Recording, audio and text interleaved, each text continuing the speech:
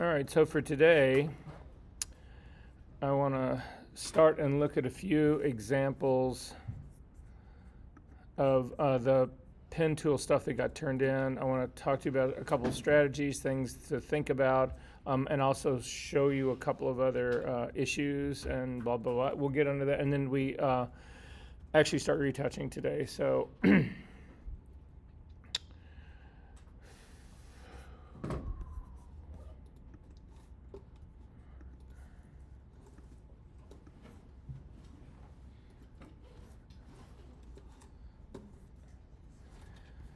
so again, if I show your file, it's not that I'm trying to point the finger at you or humiliate you or do any of that kind of stuff. It's just that there are issues that came up, and your file happened to be the first one that I saw it. And so I'm just showing stuff in that order. So again, I know I keep saying that, but I do truly mean it. Okay.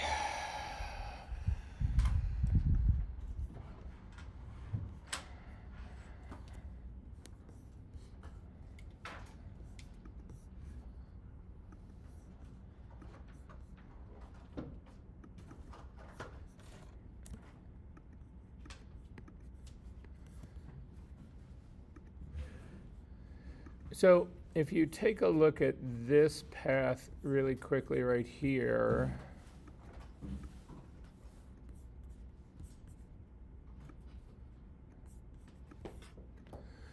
you can see that there's just an enormous number of points. Now, if you take a look at the line without the points, the path looks great. It looks amazing, but there's so many points on here. It's not that there's a downside to that. I mean, it does exactly what it was meant to do, and that part's great. But it's just you can get away. Like I can do literally a point from certainly from this area right in here all the way down to this. So all of these 5 or 6, 7 points in between are just useless. So keep that in mind. Also, what I think leads people to doing that is that their control handles end up being very short. So if we take a look, for instance, at a control handle, you can see it's barely even a control handle. It's just this little, here, I'm going to pull this off so you can see it. Thank you so much. Oh, thanks. So anyway, I just wanted to point that out. Again, the path was amazing. So, no harm, no foul, but again, just trying to keep in mind that, that time is, timing is, there's never enough time in the world, is there? So anyway, I just want to show that one really fast. I want to show one other one really quickly. And then there's a interesting thing. I've got to go back to another class. There's a problem that shows up, and it didn't show up in this class, which actually surprised me. But so I don't have a file from this class to show you, but I'll show you one from the other class.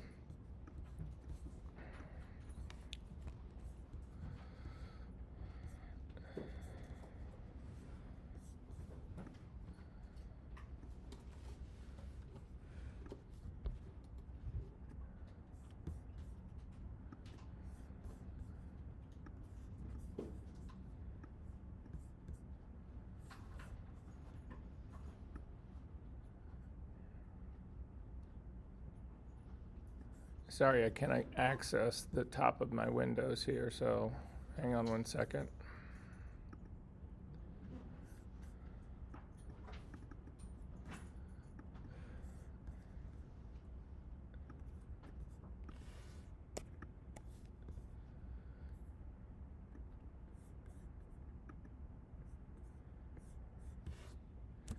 So in this file, you can actually see if you're looking at the path palette right here, there kind of things are broken up in the path palette. That's okay. I mean, you can easily put this all together. You can copy and paste stuff together. So, this isn't an issue for me. It just becomes an issue if you all of a sudden want to do a selection of the entire logo being fractured like this.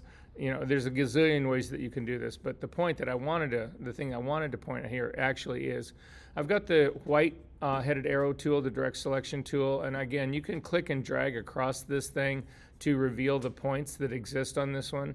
And if I zoom in really close to this guy, you can see there's small little mistakes like this area right in here.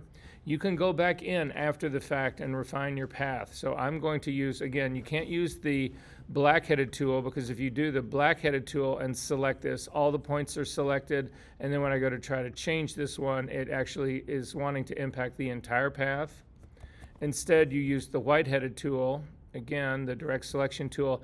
Now I can click on a point, and you'll see that this point actually stays red, but all the other ones go white. That means when I try to move this one, only this point actually moves here. Not everything else is locked down. So I'm just going to actually click on this to see if I can't manipulate this a little bit more to clean up this edge that's right in here. And you can see I've got a control handle right here. So not only can you pick points, you can pick control handles as well. So I'm going to click on this control handle and see, yep, that's the one that's actually controlling that line. And you can see just a small little nudge up, and now it is actually perfectly running down on that line. There's another point that's right here. This one is slightly off right here. This one becomes more challenging because there are two handles in this one. So again, I'm going to try to maneuver this one just a little bit, but you see when you try to do that, it throws this top point off quite a bit right here. So you can click and try to play back and forth with these guys to actually try to get them to do what you're wanting to do. At some stage of the game, you might have to just get rid of a point and start all over again. But you can see I can actually go in and manipulate this so that I can land straight, really exactly on that line. So I just wanted to show you guys that.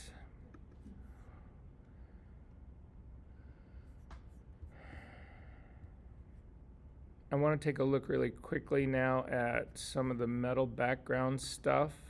And I need you to find your assignment for the metal background that you turned in. I just want to show you some tricks about it. So I need you to have a copy of this file that you can actually work on.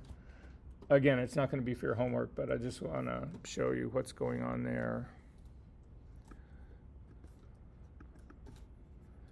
So if we take a look at this file right here,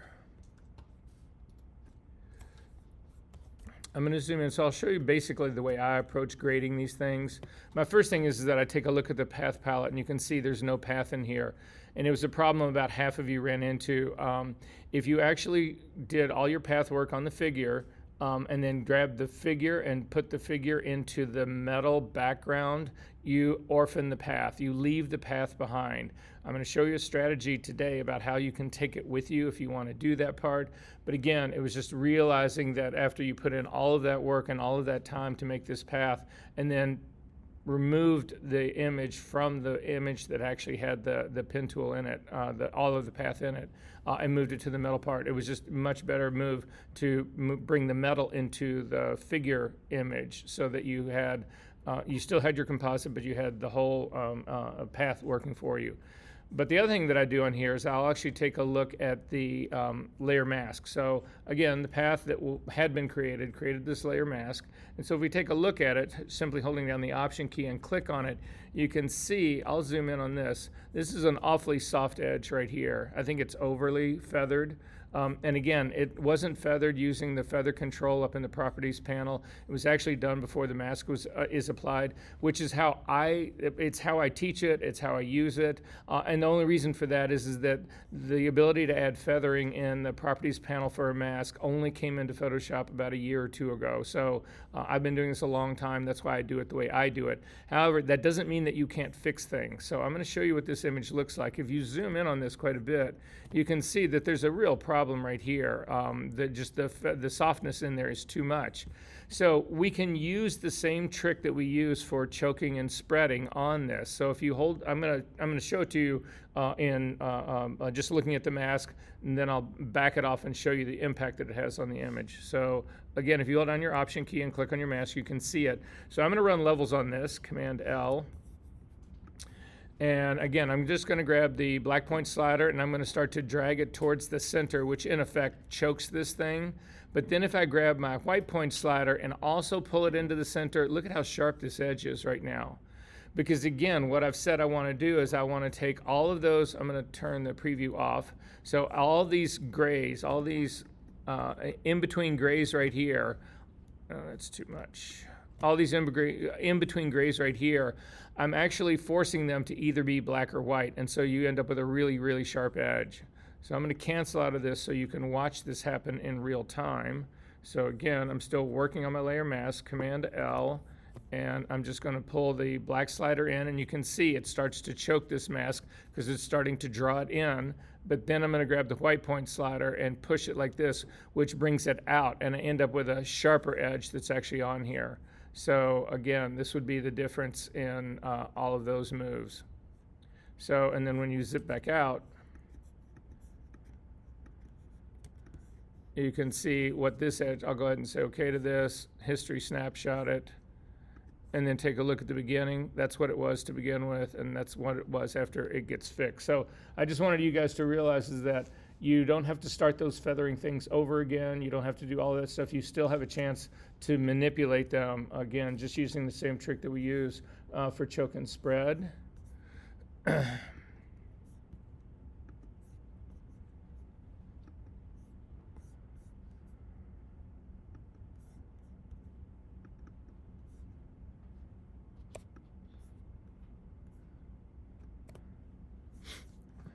What's wrong with this image?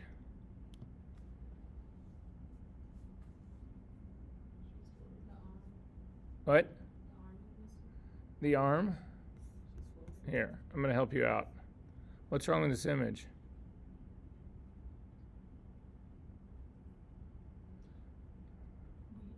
Is it destructive? Because there's no virgin layer of it? That is exactly what it is. It's not there isn't a version layer of it. There was a mask that was built for this thing, and then it was applied.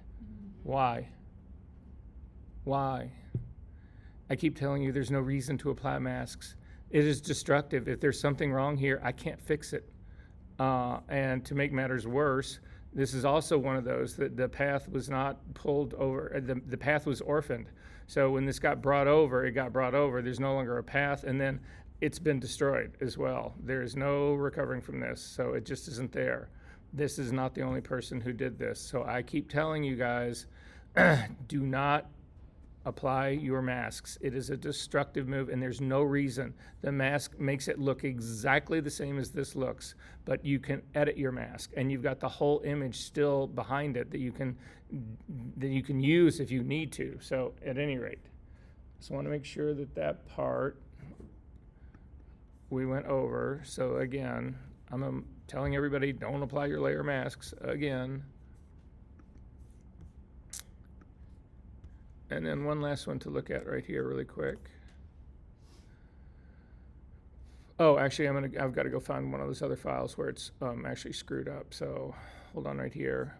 So shout out to Kennedy on this one. So not only did it have all the elements that it should have, so again, the metal got moved over to the image with the figure in it, and so the paths are all still here that we can work with. But Kennedy took it a step further and decided she was going to throw in drop shadows on this stuff. So this to actually anchor the image into the background a little bit more. So that's not, so again, I wasn't looking for this. I wasn't asking anybody to do this, whatever, but I always like it to see when people take it a little bit of a step further. And I thought that part was a nice little twist on top of that. Okay, so I am going to find somebody else's image in here to use. Oh, let me go look at the other part really quickly and see if I can't find one of those images where it was an issue.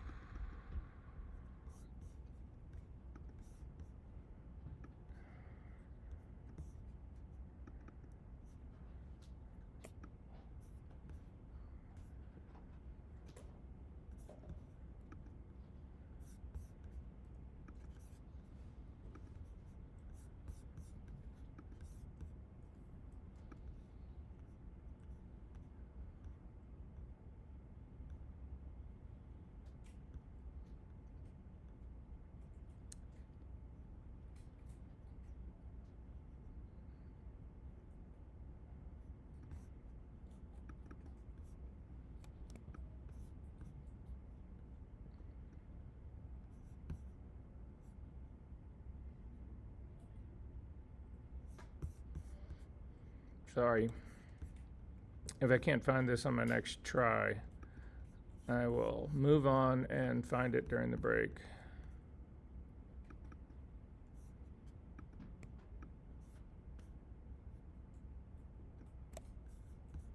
Nope. All right. I'll find it during the break. But what I'd like you to do again is open your version. It doesn't matter whether it's the metal one or not, but something that actually had had your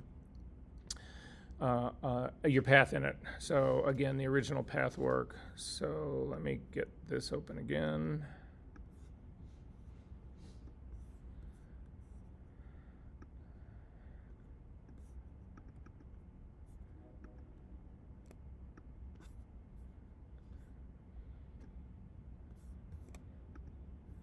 Yeah, so this one will actually work really well right here. Okay, so if we take a look at this, you can actually see that there was a path. If I click on this path, you can actually see it is still in register with this image. Not all the bits and pieces are, so I can actually pull together all of the elements that are in this path really quickly so that I have something in the entirety for me to select so that you'll see what I'm ultimately going for here. So I'm going to command click on this. Actually, I'm just going to click on this guy, Command C to copy it up to here, Command V to paste it. And that did not paste it, so hang on 1 second. Oh, actually that did paste it. No, it didn't. What's the file of the woman called again? It's in your assignment 4. So look in your session for week 4, and it is assignment 4.2. So anyway, in the assignment folder of session number 4 is where you'll find it. Did you find it? Yeah, I think I have the background. Yeah, I'm not going to do this one because I don't want to spend all this time putting this together, so I'm going to pick another one.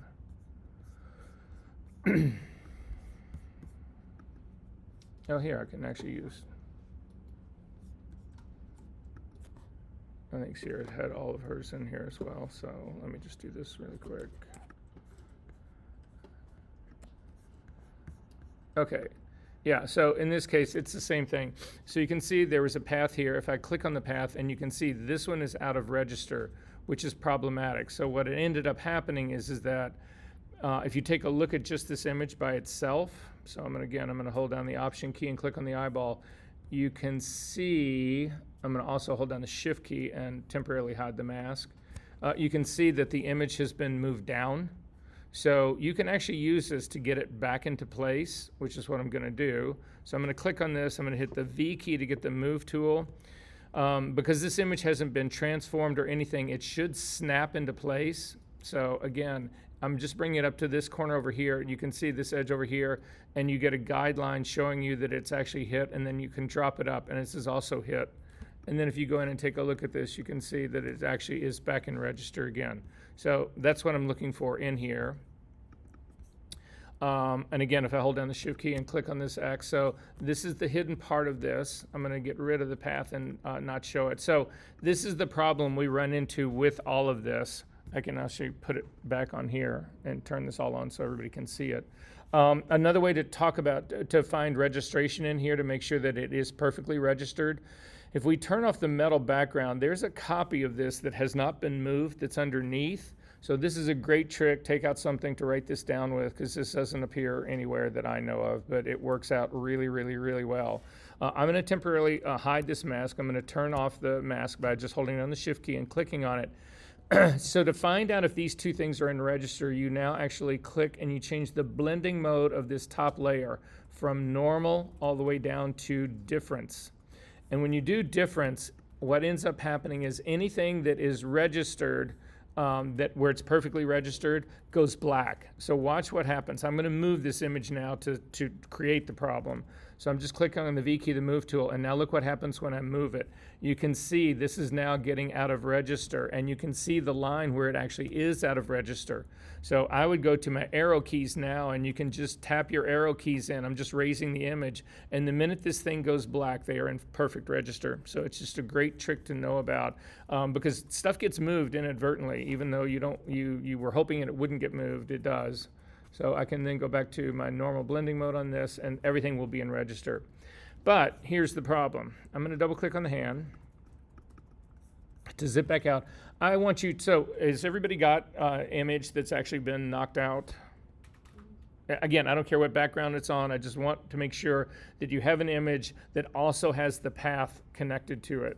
So I'm going to turn the mask back on.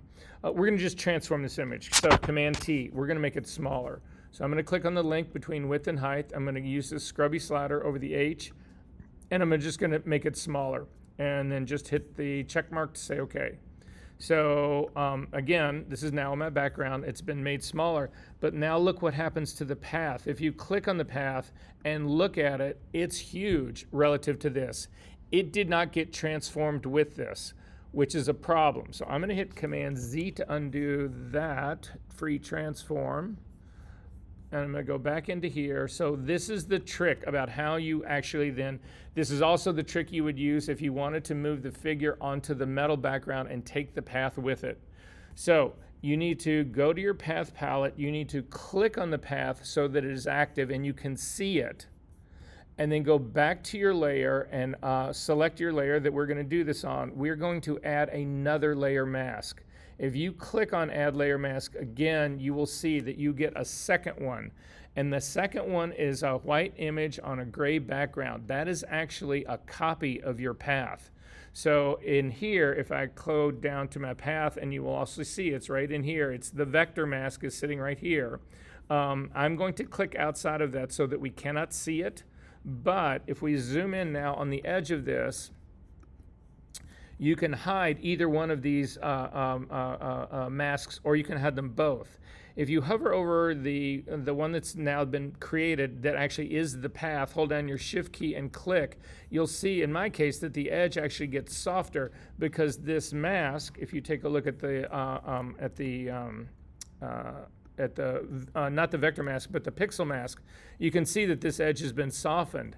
But if we hide, so I'm going to hide this, the pixel mask, holding down the Shift key and clicking on that, and then clicking to bring the vector mask back on. This is now being controlled by the vector mask. The vector mask is what's doing this, this edge right here. Now, they actually, even though this is, it's an illusion, it's not possible. So vectors, which is what the pen tool creates, those lines, those paths, those are mathematical descriptions of a path. You cannot soften those things. However, Photoshop has added a feathering to this that allows you to feather a vector mask. It is strictly an illusion. You're not really feathering it, but it gives the illusion and it gives the effect of it.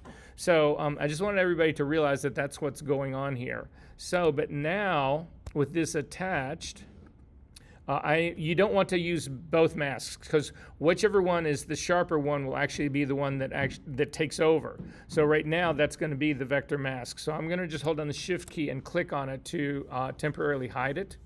Double click on the hand to kick back out.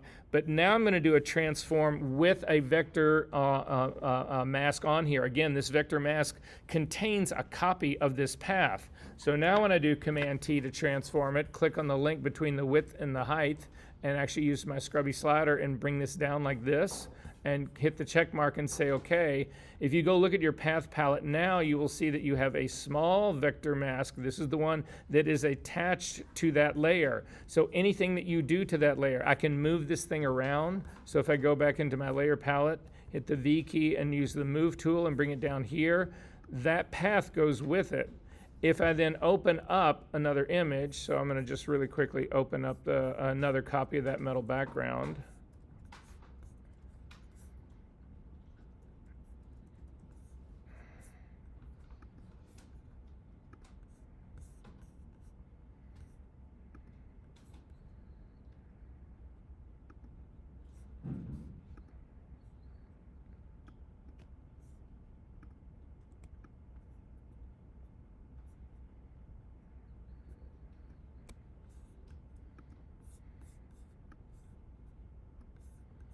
Now I can actually grab the entire layer here that has everything on it, and I can drag that whole layer onto my metal background.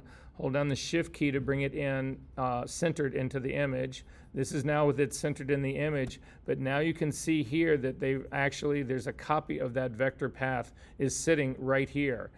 If you wanted to, right now, it's only showing up because it is a mask. This works like the same way that layer masks show up in your channels palette. If you want to make this a little bit more permanent so that it is always there and always visible, you simply drag this down and make a copy of it. So drag it down to the little square at the bottom with the plus. This is now a copy of it. Again, I don't need any of those, but you can see now that I have actually brought the pixel mask as well as the vector mask with me over to this part. Questions about that? Yes. So with the paths, if you basically you have more combinations with the isolation than with the layer mask itself. Oh, wait, I'm sorry. I only heard about half of that. I was saying, so basically with the paths, they're just easier to have like the isolation of your mask to move around versus them pulling out the layers. Well, the thing is that the pixel mask is moving around as well. It's also it's also changing the whole 9 yards. But the path is really more important to you because the path, it takes you all that time to make it. You've created the pixel mask from the path. So if you lose the pixel mask, it doesn't really matter. You can easily create it again. But if you lose the path, then all that work that you did is gone. And that just seems sad to me. So anyway, typically when I do a path, I will load it onto the layer it's supposed to be with just as a safety, as a precaution, because that way, if I lose the path, then for some reason, like 3 or 4 of you actually did the path work, you did it all correctly, but you kept the path on a work path, you didn't like double click on it and name it. Well, that work path is temporary, and if you actually start another path, you lose all of the work path. So all the work you did to outline this whole thing is just gone. So again, if you had a copy of it on the layer itself, you would never lose it.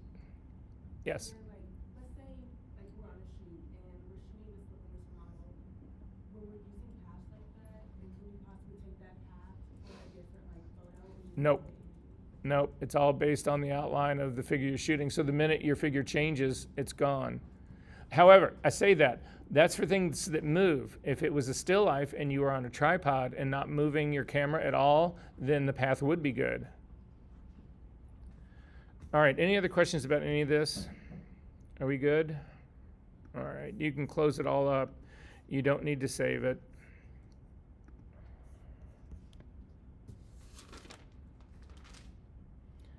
Okay, so like I said, today we are going to jump into our retouching tools, but I want to have a little bit of a conversation about that before we actually go down this road. So I have that fashion image that you just did the knockout on, that's actually one of mine. I've got 10 images that are similar to that. They're full length, they're fashion, and I just want a quick little cleanup on the faces. What would you guys charge me to do that?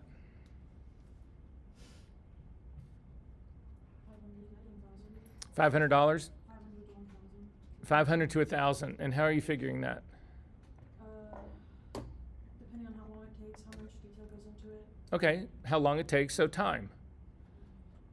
Is that how you're figuring it? Time, detail. Am I doing a whole face? Okay, so again, you would need clarity on all that, right? But then you're still trying to figure out based on time, right? Skill Yes. as well. I'm sorry, what? Oh, of course, yeah. What are you worth as a retoucher? Absolutely, I agree with that. Michaela? Okay. So this is one of the problems that I constantly run into with photographers, and a habit that I want you to absolutely, absolutely break. People quote money, or I'm going to charge you this, I'm going to charge you whatever, I need you to do this for me, this is what it's going to cost, whatever, always based on time.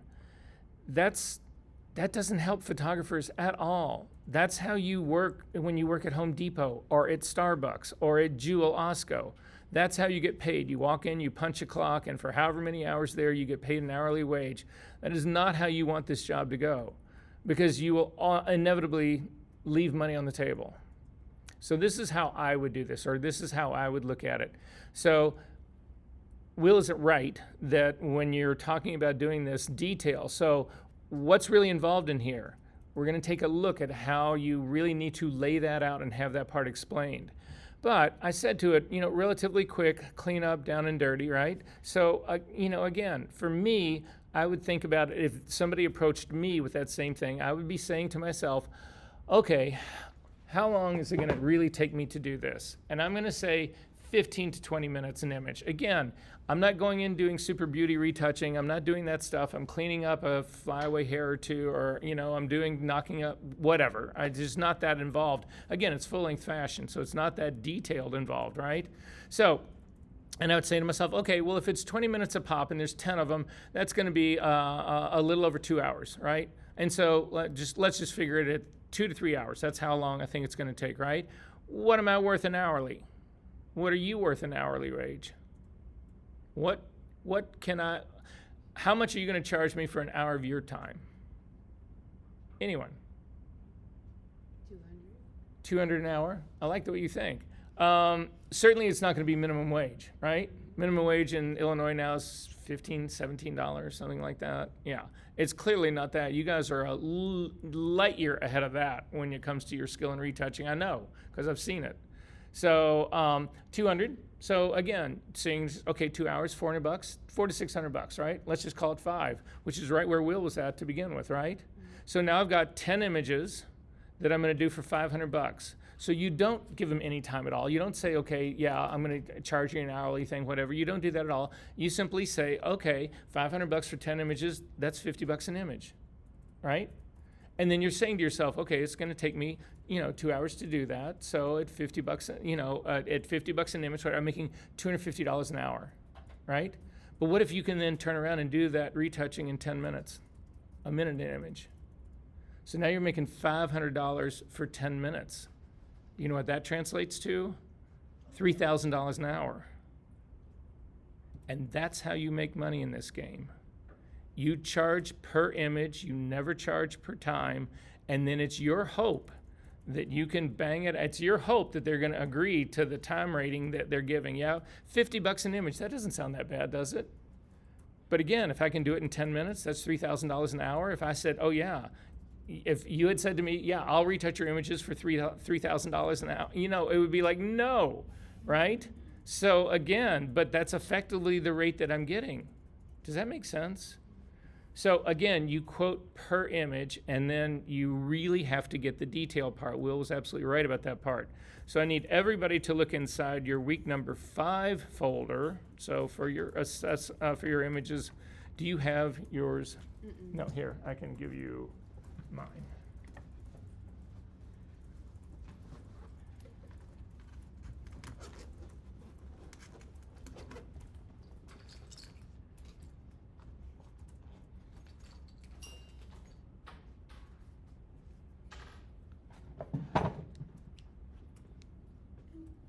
So I'm pretty sure that they're all on this hard drive. Okay. The whole folder should be on there.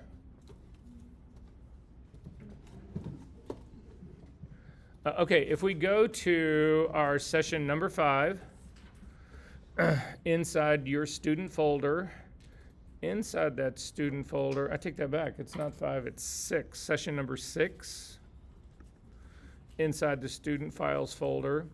There is a retouching work order in here. It's a PDF. I want you to go ahead and open that up. I'll go ahead and double click on this to open it up. So this actually is a form that came out of ASMP or AMA, or so I don't remember where this ultimately came from, but it was a legitimate form, but it actually will cover you in terms of doing all the things that you need to think about.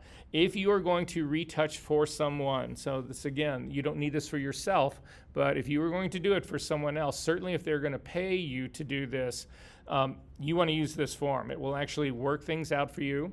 So at the very top, you can have your own work order numbers if you want, but that doesn't matter so much. But the client information, so again, contact person, company, all the cell phone, all that kind of stuff, delivery information, when is this thing going to be complete, where is it supposed to go, all of that, turnaround time, date in, date out, all of that is just normal, rush, emergency. All of these would would actually play into how much you ultimately charge them.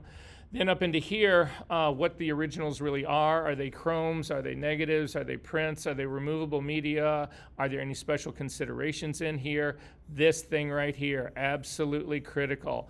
This is the customer is actually waiving any copyright infringement that would be charged against you as a retoucher, because you're the one who's actually modifying. So if the person who gives you this file does not own this file and you modify that file and somehow it gets to print or it gets to public, and whoever owned it actually starts to look for somebody to sue for a copyright infringement, you're the one that they're going to go to first. Actually, they'll sue everyone. They'll sue you, and they'll sue the client, and they'll sue anybody who's in between as well.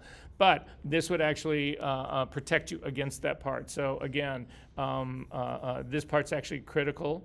Then when it comes down to here, the overall retouching instructions. So it starts with basically just processing the file, but you sit down with a client, and every single thing that you do is you have a client request, it's spelled out here, and then they have to initial this. So again, you are getting them to commit, because this is the problem you will run into if you take this on and do retouching for a living, is that without fail, somebody will say to you, well, you know, you'll bring them the image back and it all looks great, and they'll take a look at it and they'll say, oh, well, but we said, you know, you were going to take care of all the flyaway hairs on that side, and you were going to make her hands larger, and you were going to actually remove this pole from this side, and you said all of that and you haven't done any of it. I expect you to do it right now. And you whip out this little piece of paper and you say, you didn't ask me to do any of those things. We didn't agree to any of those things. I'm happy to do all those things for you, but it's going to cost you more money.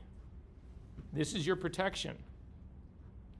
So, and it goes on down. So this again would be general overall, just processing the file. This gets into specific issues about skin, eyes, hairs, all that. Body, is there going to be any sort of modification here? All of this stuff, it goes through all of it. Now, is this, you know, exhausted beyond all belief? No, it's not exhausted beyond all belief, but there's a kicker that you're going to add to this. And the kicker that you're going to add to this, if you go to, again, your session folders, this is actually part of your homework for next week, not this week. But if you click on your class number 7 files and then go into your folder and then go into your assignment folder, you'll see that there are actually 2 copies of this 081025. There's another one. So that's the TIFF that you're going to retouch. But if you click on the JPEG that's underneath that and open this up to take a look at it, again, I'm going to open mine up also in Photoshop. This is the other thing that you do to back up all of that. You have an image, a copy of your image with all the notes written out on it. And you have all of this is what is agreed to. So it's this in combination with that work order form. You should be able to say exactly what you've agreed to and exactly what you have not agreed to, or what was never brought up or anything else.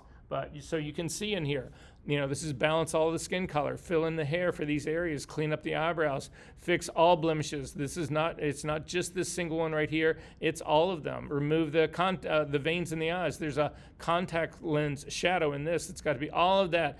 Everything in here gets spelled out, and it gets written on the image. So there is no question about how you're actually going to, what you need to do, what you agreed to do, all the above. Yes? So would you do this for a client who also hired you to shoot it, or is this strictly? Oh, absolutely. If you're going to do the retouching on your own and it's your choices and it's your decision to do this, that, or the other, that's very different. That's something that's part of your work as a photographer that you are doing, just like lighting is, to give to that person. But then once you get together and you actually look, you know, because it could be you've already worked on a file. It could be that, right? Like for me, all my stuff is composited. I don't show up with a bunch of pictures of people on green screen. I put the comp together, and that's what I'm selling them, right? So then they could say to me, oh, now could you lighten up the face, and you could, you know, open up her eyes a little bit more, and can you, you know, make her a little happier? I mean, whatever it is. So that's the part you need to protect yourself on, right? Davis?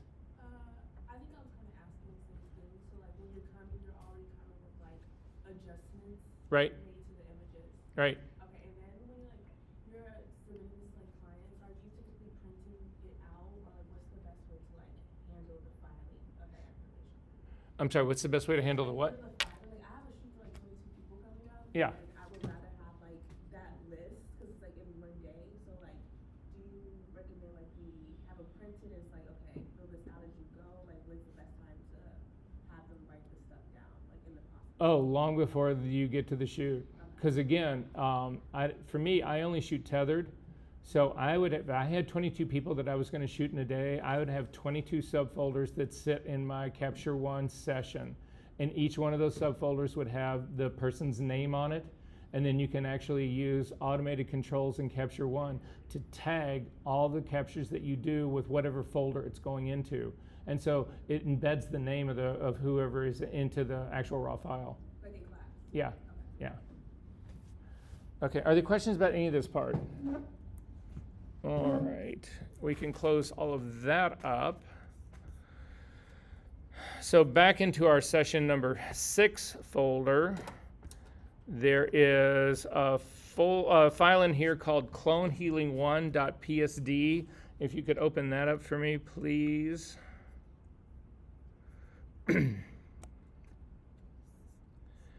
And so what you'll see in here, it's just a synthetic file. I made this in Photoshop. It's a middle half of the left half of it is just a middle gray. The right half of it is a gradient that goes from black at the top to white at the bottom. And then if you take a look when you open this up, the number 2 layer, which is hidden right now, is the active layer. We want to actually start on the background layer itself. So click on the background layer to actually make it active. And we're going to start with the 2 most common of the healing brush tools. So, not the healing brush tools, of the retouching tools. So most of you guys are familiar with the clone stamp tool and the healing brush tool. Is that correct? Is anybody in here a complete stranger to either of those 2? Okay, what's the difference? Between the clone healing stamp and A healing brush tool. The clone stamp, you pick a certain spot that you'd like to replicate, and then you repeat that in a certain area. And then the healing is like, it takes away in it, like it makes it disappear based on what's around it. Like You're really close. Yeah, no, and no, so when I finally get to it, I'm going to explain it, but you're really close. Yes, yeah, you've got the right idea in mind, right? Okay. Healing, like when you pick a spot, it kind of follows your brush.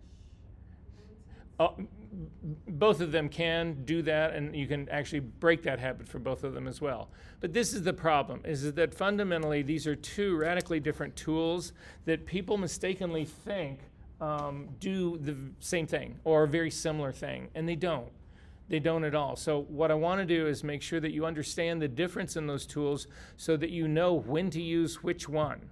And when we get into doing frequency separation work, which I think is next week, which of these tools you use makes a radical difference. It makes a difference in anything that you do, but it really becomes an issue when we get into those, into that type of workflow. So I'm going to show you what the difference is. So we're going to start out with the clone stamp tool. If you just hit the S key, that's what it is. If you can't remember that, it's close to the middle of your screen. It sits right above the history brush, right below the regular brush. If you click on the icon, you'll get a flyout menu. There's 2 stamping tools that you can have. There's the clone stamp tool and there's the pattern stamp tool. We are only going to work with the clone stamp tool. So when you do that, again, you get a whole set of options that run along the top. I want to go through what those are really quickly. So the first one is the clone stamp tool is a brush. So if you click on the drop down for the brush menu, you can do size and you can do hardness in here as well. We'll get back to that later. Go ahead and make your hardness all the way completely hard just so that we've got a good edge to work with. We are then going to go, these are all presets in here, so you don't need to worry about that until you start making your own brushes. It does have blending modes. Actually, it has the whole set, so we're going to leave ours at normal blending mode, but realize that you can do cloning to either lighten or darken or anyway. The opacity is 100%. The flow is 100%. Right next to the flow, there's this icon that looks like an airbrush. We will talk about what that is later on. Then finally, in the group all the way over, there is aligned and then sample. For aligned, I want you to go ahead and have it checked. For the sample, I want you to do current and below. You could do the current layer because there is nothing underneath this one. It doesn't really matter. We will talk about how different things happen depending on the strategy that you use in this part right here. So, really quickly, I want to talk about the difference in flow and opacity. I think we've gone over this before, but I want to make sure everybody understands it because it's going to come up today. So I want everybody to create just a brand new file on top of this. So I just hit Command N to bring up the dialog box. I use the older dialog box. If you're using the newer one, good luck. But this is the older one. I'm just going to do an 8 by 10 by 300 pixels per inch. So, and just say OK. You just need something blank. And then I'm going to grab a brush, the B key. I'm going to make my brush a little bit larger. I also want to make this a completely hard brush. And a normal blending mode, 100% opacity, 100% flow. And then I want black as your foreground color. So just hit, in my case, I've got a dodging and burning color. I'm just going to hit the D key to default my foreground and background colors to black and white. If they're flipped, if white is your foreground color, just hit the X key and it'll flip it. So anyway, so start out with black.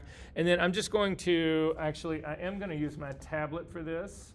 Today is the day that you absolutely had to have a tablet here. So if you don't panic. But you're certainly going to want to get one before you do the homework.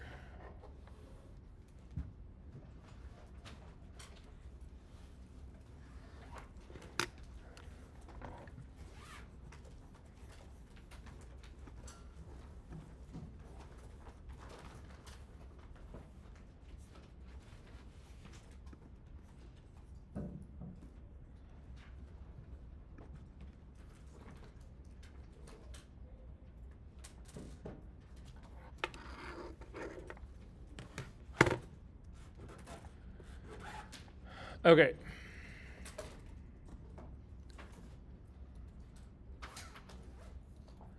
All right, so on this image, again, with a black hard brush, I'm just going to click and paint across the very top of my image. And you'll see it actually lays down 100% black ink on top of your image, and there you go. It works exactly the way you would think it was supposed to work. But now I want you to take your opacity and drop it down to 50%. So I'm just dragging along again, you get the scrubby slider if you hover right over the name. But this is, you'll see, like if you just saw, like mine, I got really close to 50, and then I actually lifted my stylus up off of my tablet, and it shot across and actually changed my opacity to 37. This is what I was telling you guys before. There are certain things like the pen tool that are horrible to try to do using a graphics tablet. So I'm going to actually do this using my trackpad because it actually will get me to 50. And now I'm going to do the same thing again. I'm going to click and I'm going to start to drag back and forth. Do not pick your stylus up off of your tablet. Just keep going back and forth and back and forth. And you'll notice that no matter how long I go back and forth, nothing changes. I can add to area, but again, this center part right here, no matter how much I go back and forth, I'm not building any additional density at all. Now, this is the thing that's tricky about brushes. It's the same thing that causes us that dovetail problem when we did the Sunny file, where edges that were both had transparency in them came together. You could actually see through those edges. It's because of the way that Photoshop deals with opacity, the way it thinks about opacity. So what has happened here is I have got a completely black brush and I've got a completely white background. And so what Photoshop does is it says, okay, at a 50% opacity, I'm going to put down exactly the middle between this black brush and this white background. And the exact middle of here is 50% gray, which is what you would expect. But now most people would expect if you hit this a second time that you're adding the other 50% of gray and that it should be black. But that is not what happens. Go ahead and click and drag your next one down and keep going back and forth. Again, you'll see that opacity is, we don't build any more density. But now what it's done is it's saying, okay, we're going to go exactly halfway between this black brush and the gray background. So I end up with a 75% opacity in my brush, not 100%. And if I do this again, it's actually going to go, okay, halfway between black and this 75% darker background. This is still not completely black. So opacity does not build over time, and it jumps in increments that you maybe aren't expecting it to jump in. Doesn't mean you can't use it, because we are going to use it today, but it's just, I want you to just be aware that's how the tool works. So if you grab your opacity and take it all the way up to 100% now, and take your flow down to like 10%, you really got get your flows low. People always make a mistake about this. There's rarely a time when I'm working with flow above 10%. I'm usually in that 1 to 10% range. And now I want you to do the same thing going back and forth. So if you start to come across and then start to go back and forth, you'll see without lifting your cursor off of your tablet, you are building density, and you can continue to do this to the point that you reach complete total black. So the advantage, and so this is how we're going to start out in this class anyway. We're going to start out using opacity because it's easier to work with when you're first just trying to get used to working with a graphics tablet. However, all of the work that we ultimately do, or where people, once they get really comfortable with this, especially with opacity, they will usually migrate to flow. I don't use opacity a lot anymore. I use flow all the time. But in the case of our homework, where we're going to start out, that is not going to be the case. We will actually be working with opacity. But I just wanted to make sure everybody understood the difference in the two. Questions about any of this? All right, you can close that up. So back to our image. So again, the S key to get the clone stamp tool. I'm going to use the brackets to make mine a little bit smaller. So again, along the very top, if you take a look at my brush edge, it's 100% hard, a normal blending mode, 100% opacity, 100% flow, aligned is checked, and current and below is what I'm actually asking it to do. And then I've also got background is selected. So the way the clone stamp tool works is that you pick the source first. So I'm just going to say just a hypothetical out of here. I've got some problem here in this middle gray area on the left-hand side, and I want to fix it. And what I want to do is I want to replace the pixels that are here with something that's in this gradient. For whatever reason, that's my goal. So what you do is the source is the point over here, is the gradient. The destination is where we're going to actually lay this down. So I'm going to start over here in the top right-hand corner. If you hold down your Option key and click, that sets your source point. Then when you come over on top of your image, you should see a preview on top of your image. So if, like, for instance, if I come up here at the very top, this is a preview of this dark area right here. Now if I click and I drag straight down, you will notice two things. Number one, it's replacing the pixels in the gray. But number two, there's a little white X on the back, on the gradient part to the right-hand side. That shows you where your source is at all times. So as I start to pull this down, you'll see the little X goes down with it. And this is actually doing, this is what alignment is all about. If I come up right next to this and I do another one, it will actually fit perfectly with the first one that I actually did, because these are all in aligned. However, if you uncheck align, so go ahead and uncheck that guy, come over into the very middle of your image right now and click and drag down. You will see that when you do unaligned, that wherever you click again, it will always go back to the original source point. So again, if I start way down here, it's going to be black. If I start up here, it's going to be black. If I start in through here, so I'm no longer aligned in doing any of this. And that can actually help us in some of our retouching. If you can come up with a really good source point for skin, you can use it to do texture all over your image. And you don't have to worry about every single stroke that you make going back to that original source point, because it stays there every time that you actually make a stroke. So if you've done all of that, go back in history. I'm going to go up to the open, or just click on the clone stamp, the history state at the very top. Again, when you do that, it's going to select that second layer on the top. I don't want you to do that. Select the one that's under the bottom.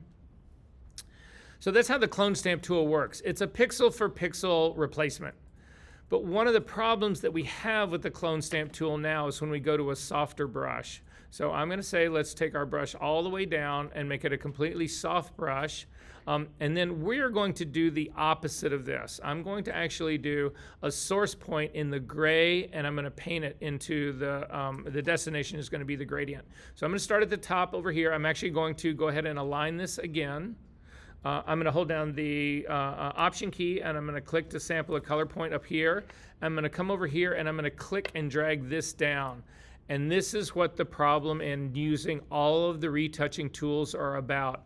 If you expect your retouching to look believable, it's got to blend in with the area that, so again, whatever you're replacing. But if you zoom in to this thing really quickly and take a look at it, what's occurring right here on this edge? Say what? Well, it's blurred, right? So what's happening on this edge right here is there is new content that's coming in, and in the very center here, it's being completely replaced. But then on this edge right here, there is old content. Part of that gradient is coming through this. I am mixing now these colors. On these edges, I am mixing these two colors together. That's all fine and dandy in this example right here, but when you are actually retouching skin or you're retouching anything that has texture, you start mixing old texture with new texture. And that's just fucked up texture that looks horrible. And that's why using these tools is horrible. So people, to compensate for these things, usually way over retouch. And if you want to see way over retouched images, all you need to do is go to the Jewel Osco and look in their makeup counter, go to Sephora and look at their makeup counter, go to you name it. Any beauty place where there's headshots of people, whatever, it's just they've blasted the shit out of it. The skin looks fake, it looks plastic. Nobody wants to pay for that. Some people think they want that, but nobody wants that. Make sense? So this is why I urge you to use other issues or to do other strategies other than the healing brush tool and the clone stamp tool. Although we haven't looked at healing brush yet, but we're going to in just a second. So it's always going to be this mixing of texture. So again, I'm going to go back in the very top where I can undo that clone stamp part. Make sure you're selecting the second, the background layer. Double click on the hand. So now we're going to actually look at the healing brush tool. In the healing brush tool, there's considerably more of them now. There's more in that group. So that tool is actually 2 above the clone stamp tool. The keyboard shortcut for it is the J key. So if you hit on the J key and then click on the drop-down menu, you will see, sorry, that's the wrong one. This, it looks like a Band-Aid. The one at the very top is the spot healing tool. We're actually not going to look at that one right now. We're going to look at not all the tools, but most of the tools in this group. But we're going to pass over that one right now. We're also going to pass over the remove tool right now. We will actually look at that on a real image. But we're going to start with the healing brush tool. This was the original tool, so I want you to go ahead and pick that one. With this tool, it's the same as the clone stamp tool. You actually select the source first. I'm going to make my healing tool much larger. We're also going to change the blending mode, not the blending mode, but the hardness of this brush. 50% hardness is the standard for this. Then again, in terms of the blending mode, I want to do a normal blending mode. Then in terms of the source right here, we will always leave that at sampled. Again, we're not doing pattern work here. The alignment here works the same way alignment works in the clone stamp tool. This use legacy sample, use legacy, it's not, sample is what it's actually here is the current or below, but use legacy, there's a check mark next to that. The healing brush tool years ago was rewritten spectacularly. They actually put a control into it that allowed you to use the healing brush tool so that it functioned more like the original, which we haven't talked about, but I'm going to explain in just a second, or more like the clone stamp tool. That's what this diffusion is about right over here. If you actually change this diffusion, you can get the tool to work more, the clone stamp tool to work closer to a the healing brush tool to work closer to a clone stamp tool or further away from it. This flipped everyone out. Everyone who had been working with the healing brush tool for years freaked when this happened. So they actually added back in this use legacy check mark. Now, I would argue that most everybody in this class was too young to have ever used the legacy one. So for the time being, I would say leave that off because it's only going to confuse you because you are used to the way this tool works and has worked forever for you. So at any rate, I'm going to do the same thing right now. I'm going to hover over the upper right-hand corner of the gradient. I'm going to hold down my Option key, and I'm going to click, and then I'm going to come over to my the image that's over in the gray part here, and I'm going to just click and drag down. I want everybody to do that, and then let go.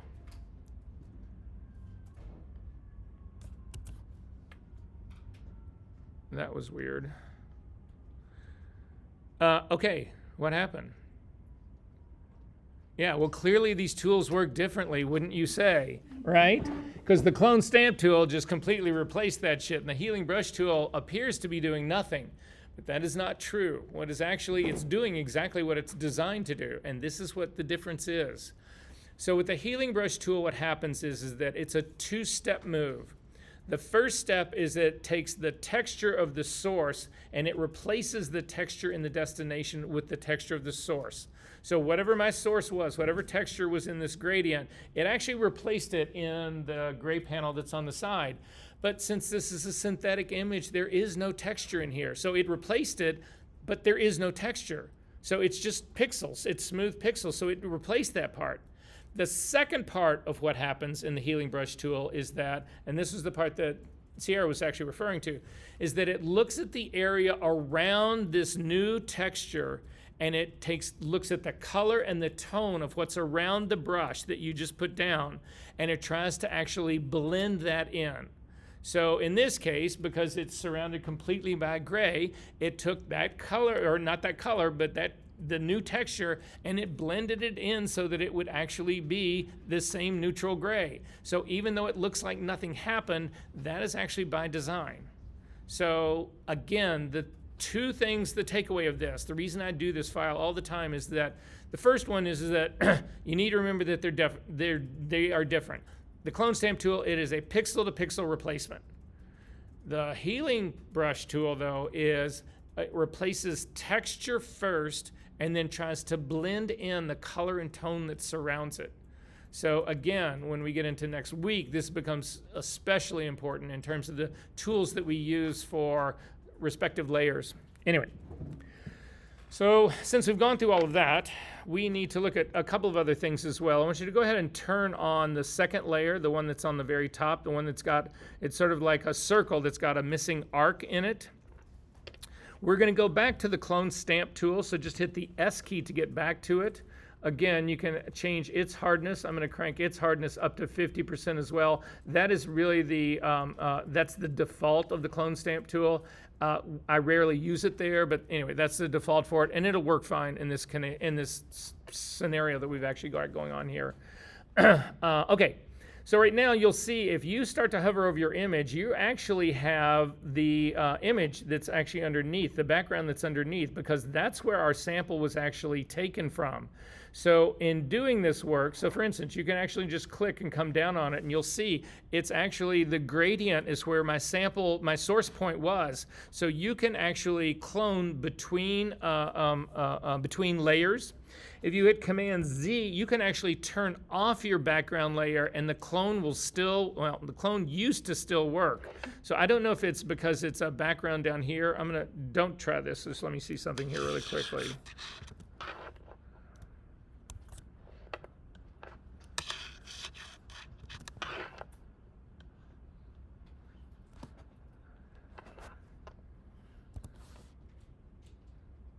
So I just made a new layer on top that is not locked, a new layer that's up on top of the original one that's down on the bottom. I'm going to set a source point there, and then I'm going to go into my new image and turn this off and clone.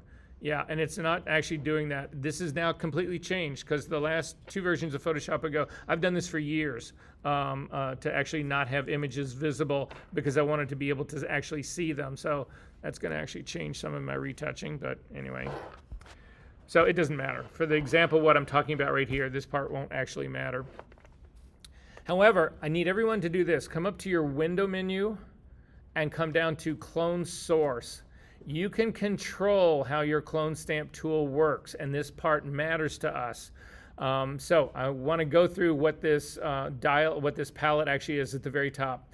So you'll see at the very top you have 5 little clone stamps. Those 5 little clone stamps are independent sources. So for instance, right now I've got this image that's open that is the circle. I'm going to set a source point there. So hold down your control key, your option key, click and set that as a source point. Now if I turn this off and go to my image that's underneath and I actually clone on this part, oh, it is not hidden. Oh, that one's hidden. I come down to this part here, it is not remembering any of this. This is really fucked up. This is now, in my opinion, a bug. Because these clone sources up here are supposed to be, they not only are sticky going layer to layer, they're sticky going image to image. So you can actually clone in a completely different image from where you are. But that is clearly not working in our situation right now. So let's do this instead. I'm going to hit Command Z to undo that. I'm going to throw away my top layer. Let's go back to working just on our bottom layer here really quickly. So again, just the gradient on one side, the gray on the other side. I'm going to set, I've clicked on my first source point right here. I'm going to come up to the top of my gradient. I'm going to hold down the option key and set that as a source point. And then I'm going to click on the second of the little clone stamp tools at the top, and I'm going to click on the gray background now, as that is going to be my source point. So again, hold down the option key and click there. So now if I come back over to my gradient image and I click and drag down, it puts the gray in it. But if you go back to the original source point and then come over to this side and actually drop it down, it puts in the gradient. So again, you can remember up to 5 of these, and these stay sticky. So again, those things won't go away. Now it used to be that they would actually, you could close an image and open it back up and these things would actually function. That does not seem to be the case right now. So yet again, another fuck up for Adobe. Shoot.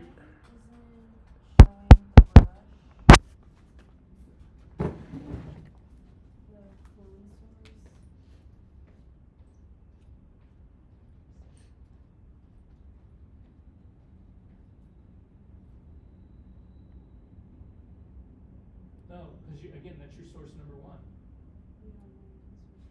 All right, so here, let's reset your source number 1. Go all the way up to the very top, and let's just start in history, and just click on the top, then click on the bottom one to do the, hit the S key to get a clone stamp tool, yep, and set that, yeah, first one, set that as a source in the gradient. No, it's control, it's option, not, yeah, option, and then click on your source point number 2, and come over into the gray, hold down the option key, and set that as your source point. Okay, and that worked, and then go back to your number 1 source point. And yeah, there you go.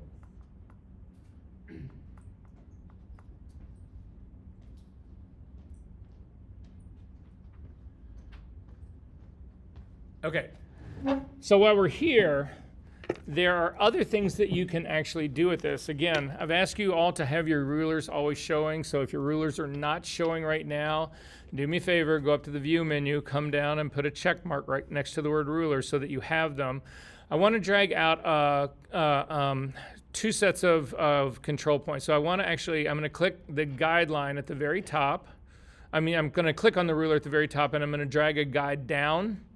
And then I'm going to do 2 horizontal guides. So I'm going to pull one out into my gradient area, and I'm going to do another one into the gray area right here. So then I actually want to hover over this, my image that's right here in I'm going to set a source point where those 2 guidelines actually end up crossing in the gradient panel part. So again, hit the S key, make sure that I'm on my background. Hover over this, and right now you can actually see there's a little plus crosshair in the middle of your brush, and you can put it right on the middle crosshair right here.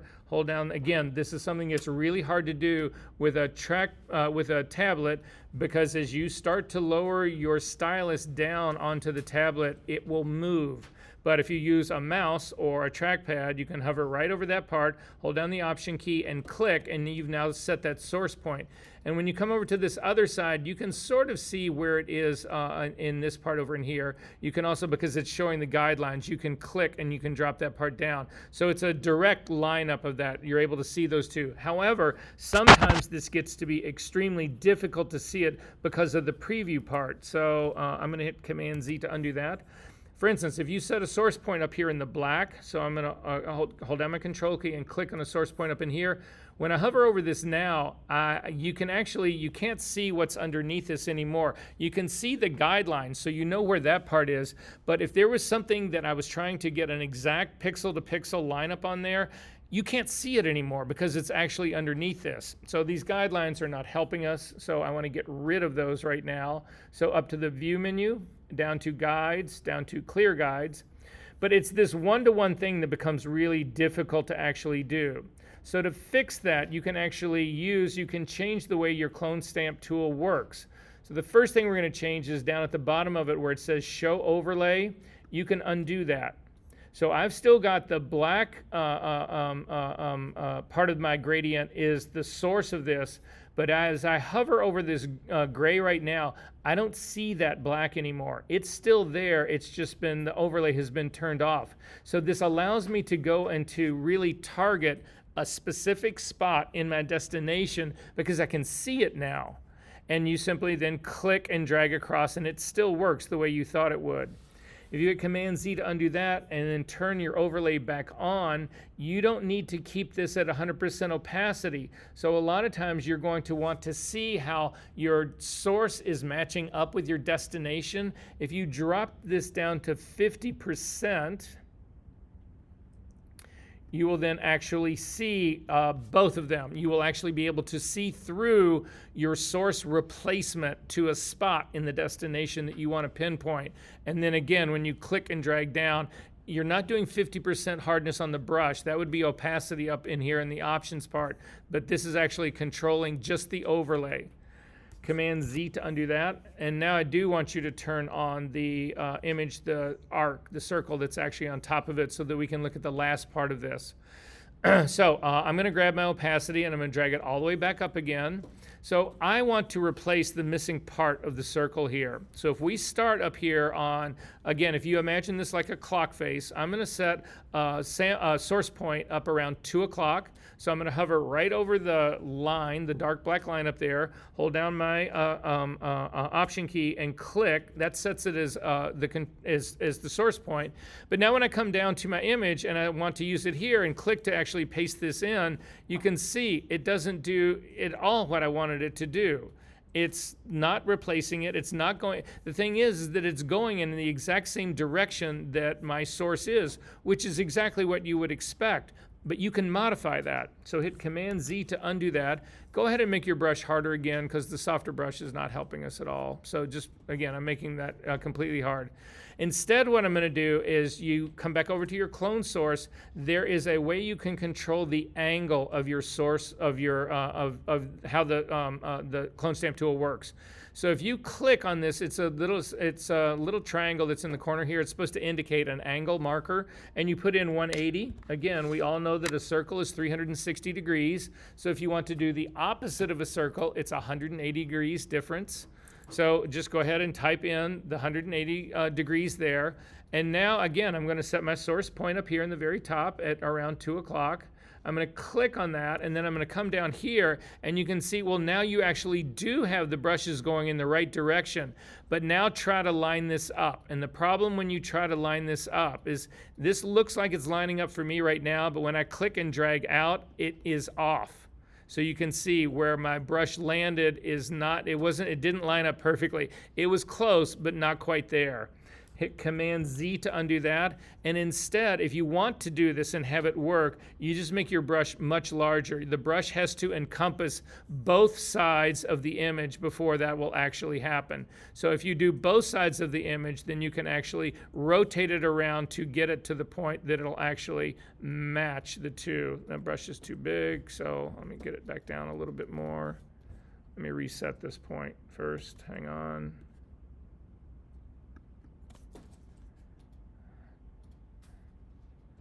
And almost there. Boom. That's it.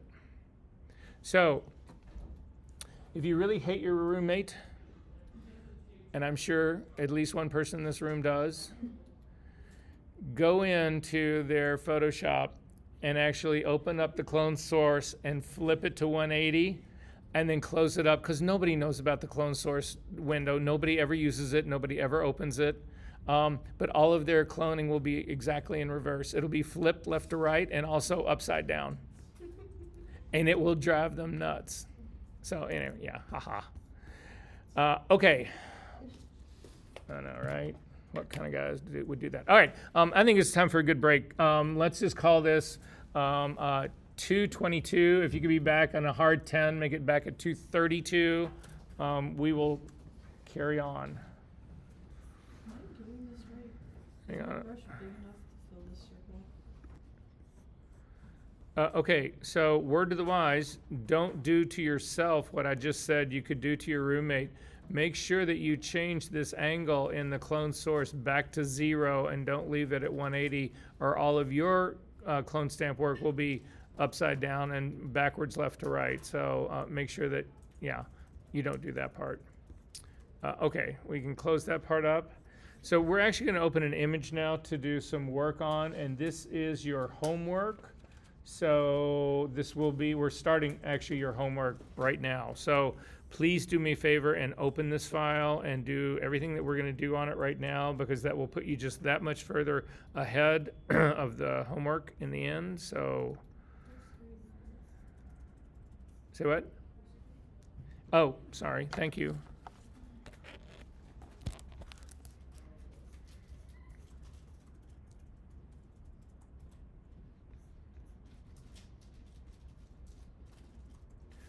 Okay.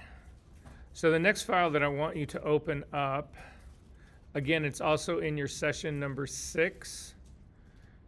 And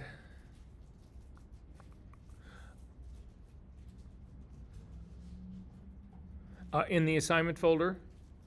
And inside that assignment folder is a file called Skin Eyes Retouch. If you can open that up into Photoshop.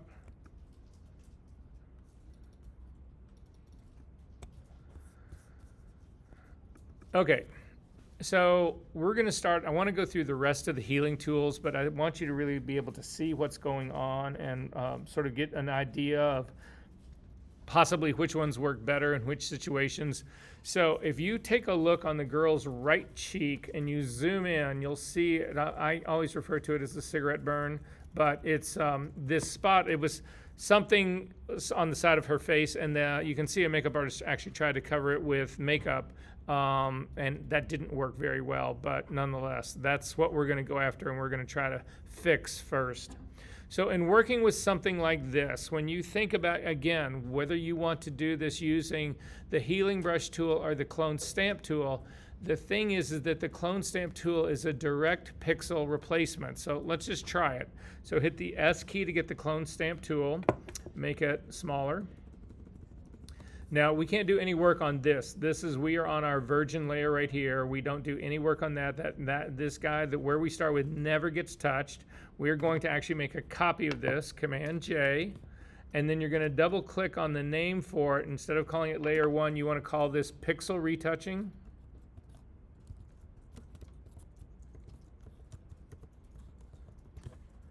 And say OK to that. So I'm going to show you a couple of other reasons why the clone stamp tool and the healing, the problems that we have with them.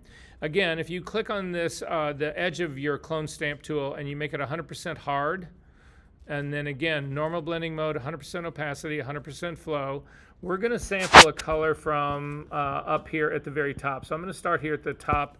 Again, what I'm going to do is set this as a source and then bring it down here to cover this the area that I'm trying to fix. So holding down the Option key, click sets this as my source point, and then I'm going to come down in here and let go. And you can see that patch a million miles away. You can see the edges of it. And that's because this is a hard edge. So you say to yourself, well, oh, God, I don't want to use a hard edge. I want to use a soft edge. So you hit Command Z to undo that. You change the edge of your brush now to completely soft. So 0% hardness. And your source point hasn't changed. The same thing. You can do the exact same thing. And then you start to do this again. And again, you still can spot that because it's a pixel to pixel replacement. And all of a sudden, the pixels that are right here don't belong here. It's an exact, there's been no blending of it. You can still see the shift in color and tone in here, But you have another problem that's even worse in this, and the problem that's bad enough. But the other thing that's bad about this is that if you think of the shape of this girl's face, the area that's here that we are using as our source is further away from our camera than the area that we're trying to fix.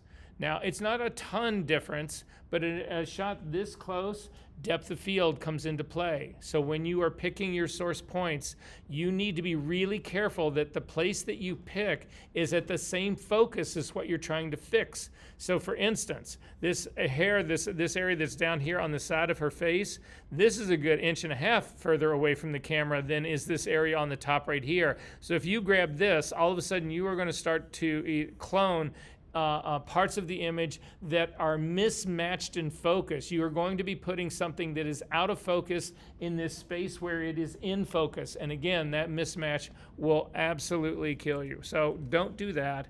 Go back in history to to where it was just the name change, so that we're back where this thing is to begin with.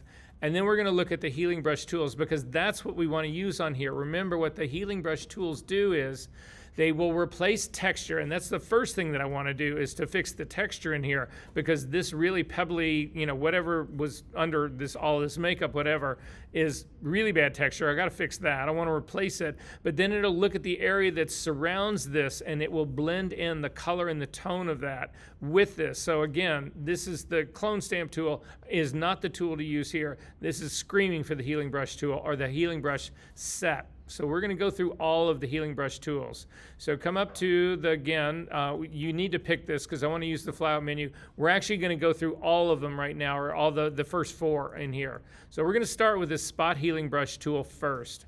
In the spot healing tool brush, in your options bar that are up in the top, if you click your drop down menu, again, it's a 50% hardness. That's actually normal for this tool.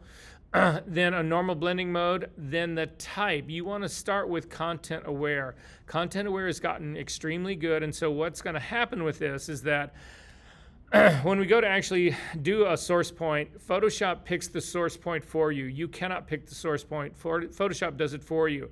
But then when you actually start to fix this patch right here, Photoshop is going to look around the image, and it's going to select what it thinks that you should be replacing this with. That's where the content aware fill part of this comes in. So that's how we want this thing set up. And then your only option here would be to sample all layers. In our case, we're only going to work on this one layer, so we would leave that part unchecked. So I'm going to do this. I'm going to start at the very top, again, in this area that's up in the top. However, this again is the conversation that we have to have. So you could pick sources that is either above this area right in here. You could pick stuff that is below it down here, or stuff that's on the bottom part of it down here to the sort of more lower left-hand side. You would not want to pick this skin up in here. This is actually skin that needs to be fixed. So why would I extend the stuff that needs to be fixed down into this area? I wouldn't. So again, in thinking about this, the space that's above her is further out of focus. Again, it's further away from the camera. The one underneath is the same thing. It's still further away from this patch, also more out of focus. This area that's below here is going to be the closest thing I have into focus. So that's where you should be using your source points.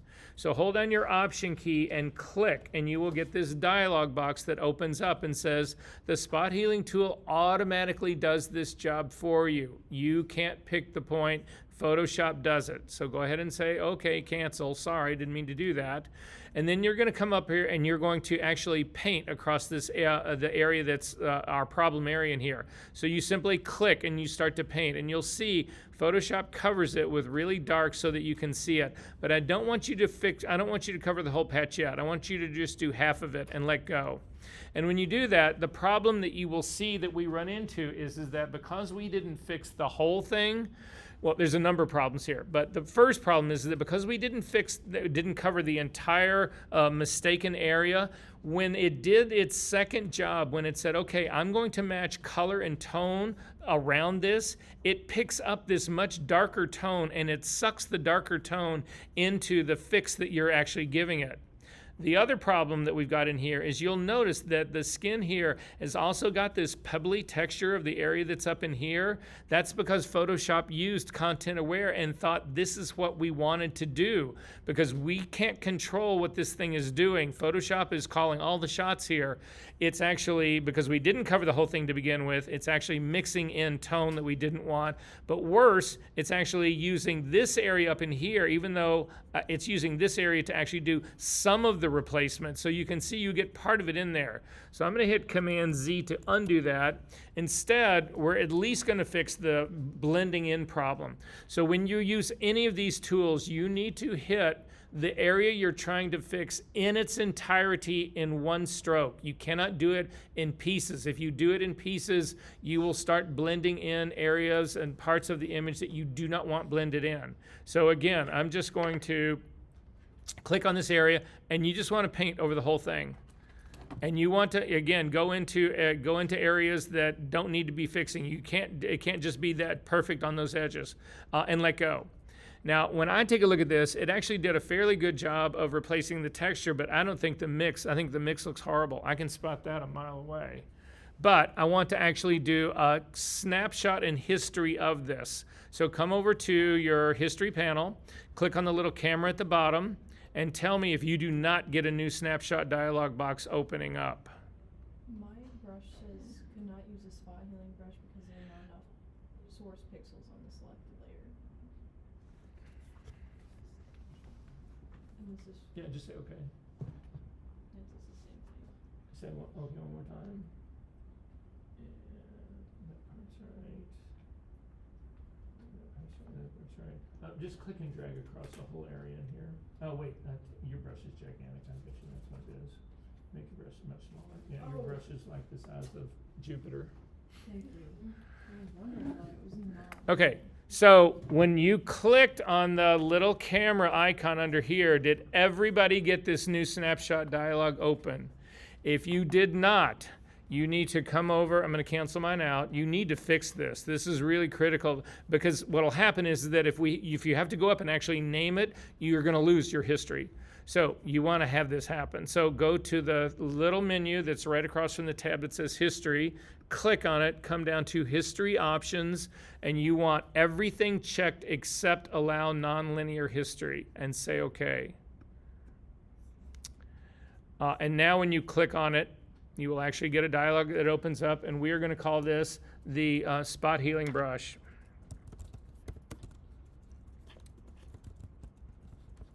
And say OK. And then go back one step in history, back to name change. So we've got a history state of what that tool did that we can use to compare later on. So that's the spot healing brush tool. Again, I don't think it does a great job of this part, but there you go. So the next one down, again, click on the same tool icon over there. Click on it. We're going to come down to the next tool down is the remove tool. So in the remove tool, it works the same way. You need to cover this entire image. It's going to be a pink cast on this one. So you want to click and you want to cover the entire image because we want to remove this. Now what happens here with the remove tool is it uses AI to actually do this. So it is analyzing your image. This tool I think is working locally right now, but I can't swear to that because we don't have options in here to know. We do that with like select a subject. We have options to know whether it's local or cloud, but this, it's, again, I'm sure we could look it up, but that part doesn't really matter. But at any rate, it does an okay job of it. It's I still see a harder edge on the very top right here that I don't think is really successful in here, but nonetheless, we're gonna do a history snapshot of this. So come over and click on the little camera at the bottom of your history palette, and we're gonna name this remove tool. I want you guys to do a lot of these history snapshots. I use them all the time. They're just quick ways to reference things and to move around. So again, go back one more step in history, back to name change again to remove the remove tool. We're going to go to the next one down. So the next one down is the healing brush tool. Now in this tool, I actually get to pick the source, or we get to pick the source in this. So again, I'm going to start down here in this area below because I believe that this area is the closest in focus and it's also the texture that I want. So I'm going to come down here, hold down my option key, In this case, this tool, you do get to set the source point. So I'm going to click on this, and then I'm going to come up here, and I'm going to paint across the whole thing in one stroke and let go. And I actually think that one does a pretty fair job of it. So I'm going to, not that we've still got one more to see. I'm going to click on the little camera icon at the bottom of the history panel, and I'm going to call this healing brush tool. And say okay. And then again, go back one step in history, back to name change, and we're going to do the final one.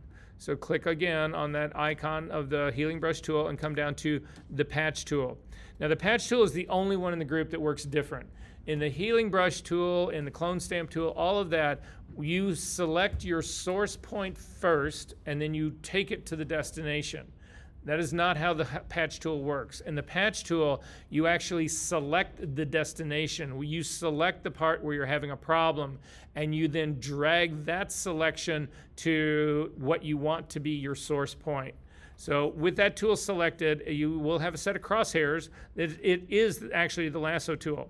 And you want to click on this, and you want to circle the entire problem, including all of the makeup that they were using to try to blend it out into the rest of her skin.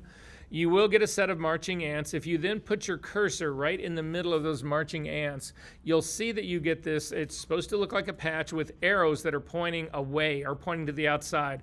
What that's telling you is that you need to drag this thing to the source that you want to use to fix this, to replace it. So again, I'm going to drag mine right down here to the same spot, and you can see now really how the whole healing set works. Because right now, it has replaced the texture. This is step number one. But look at how much darker that is in the surrounding skin in my, back to the destination, the place that I want to have fixed. However, when you let go, it will then blend in. You see how much lighter that just got? That's the two-step process. Command D to deselect. And I also think this one is pretty good. So I'm going to snapshot this guy, and I'm going to call it patch tool.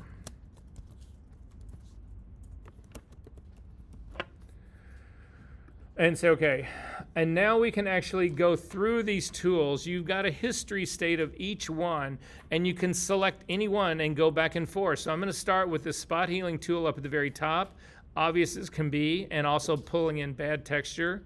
Remove tool. It's also actually picking up some of that pebbly skin right here. You can see it right down in here. It's just too, there's too much variation in the tone and skin down in here. So that's not an option for me. The healing brush tool actually looks pretty good. And then the patch tool actually also looks pretty good. So for me, it's actually a toss-up between the two, but I think I would go with the healing brush tool. What do you guys think? Yeah. Yep. I've done this 1,000 times on this, and I alternate between those two every single time. I think a lot of it has to do with exactly how you paint, what areas you paint or you don't paint using the healing brush tool, where your source point is, and then the patch tool. It has a whole lot to do with what your selection really is and where you drag it. So, but they're both pretty close. There would be a good starting point for me for either one. Davis.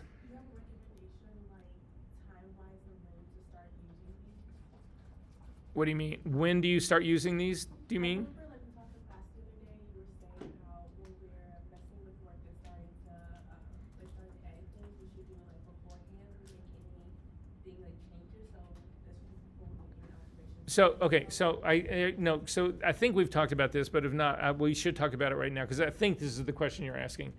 So when I'm actually working on images like this, the first thing and the most important thing is that this is actually a scan of a piece of film, so there is no raw data for this. But if this was a typical digital file, your first thing is to, again, process as good as you can possibly get it in Camera Raw. Use Smart Objects so that you can always go back in there and adjust those things. So that's the first thing you do, and you really want to start with a good base. And then the order that you do your retouching in is critical. So this is the order that you guys, if you haven't written this down yet, write it down now. From last week, I think I wrote that down, but that was the case. I'm sorry, what? Was the same list that you gave us last week about the order? Yeah, probably. So again, the order that you want to do this in, you start off with all of your pixel retouching. Well, not all of it, but 90% of it. You start with pixel retouching. So that is clone stamp tool, healing brush tool, that's all of those guys is this. If you are cutting and pasting, that's also a part of this, that's all pixel work. If you're using the remove tool, that's all pixel work. All of that is all pixel work. So you start with that.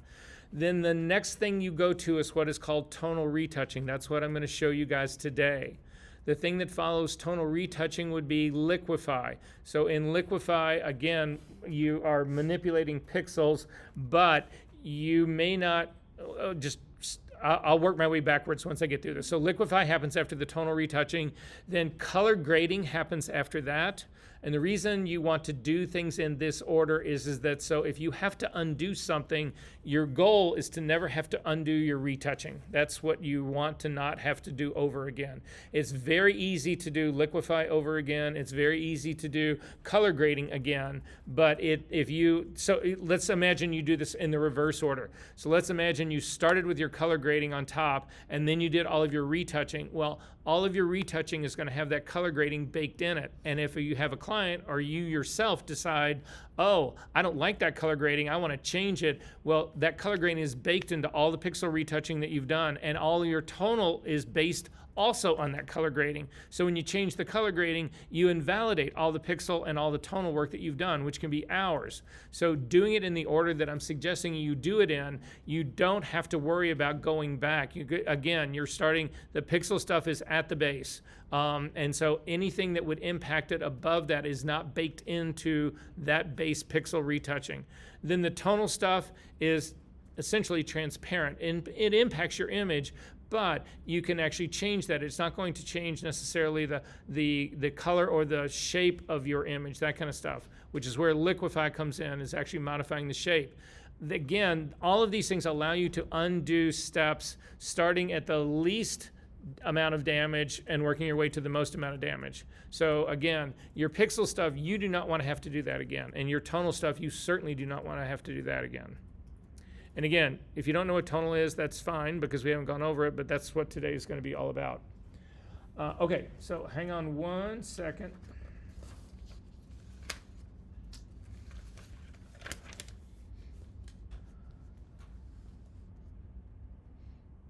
Okay.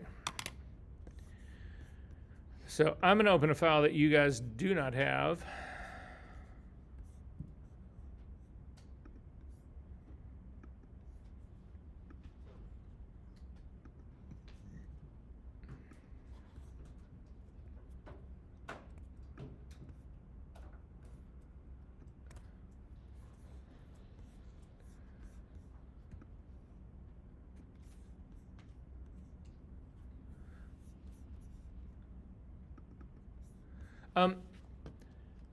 Now, granted, this is a image, right? It's flat, it's two-dimensional, but does this have the illusion of dimension? Yeah. Why? Shadow. Tone, shadows, all of those are right, but really it's a combination of shadows and highlights. It's both, right?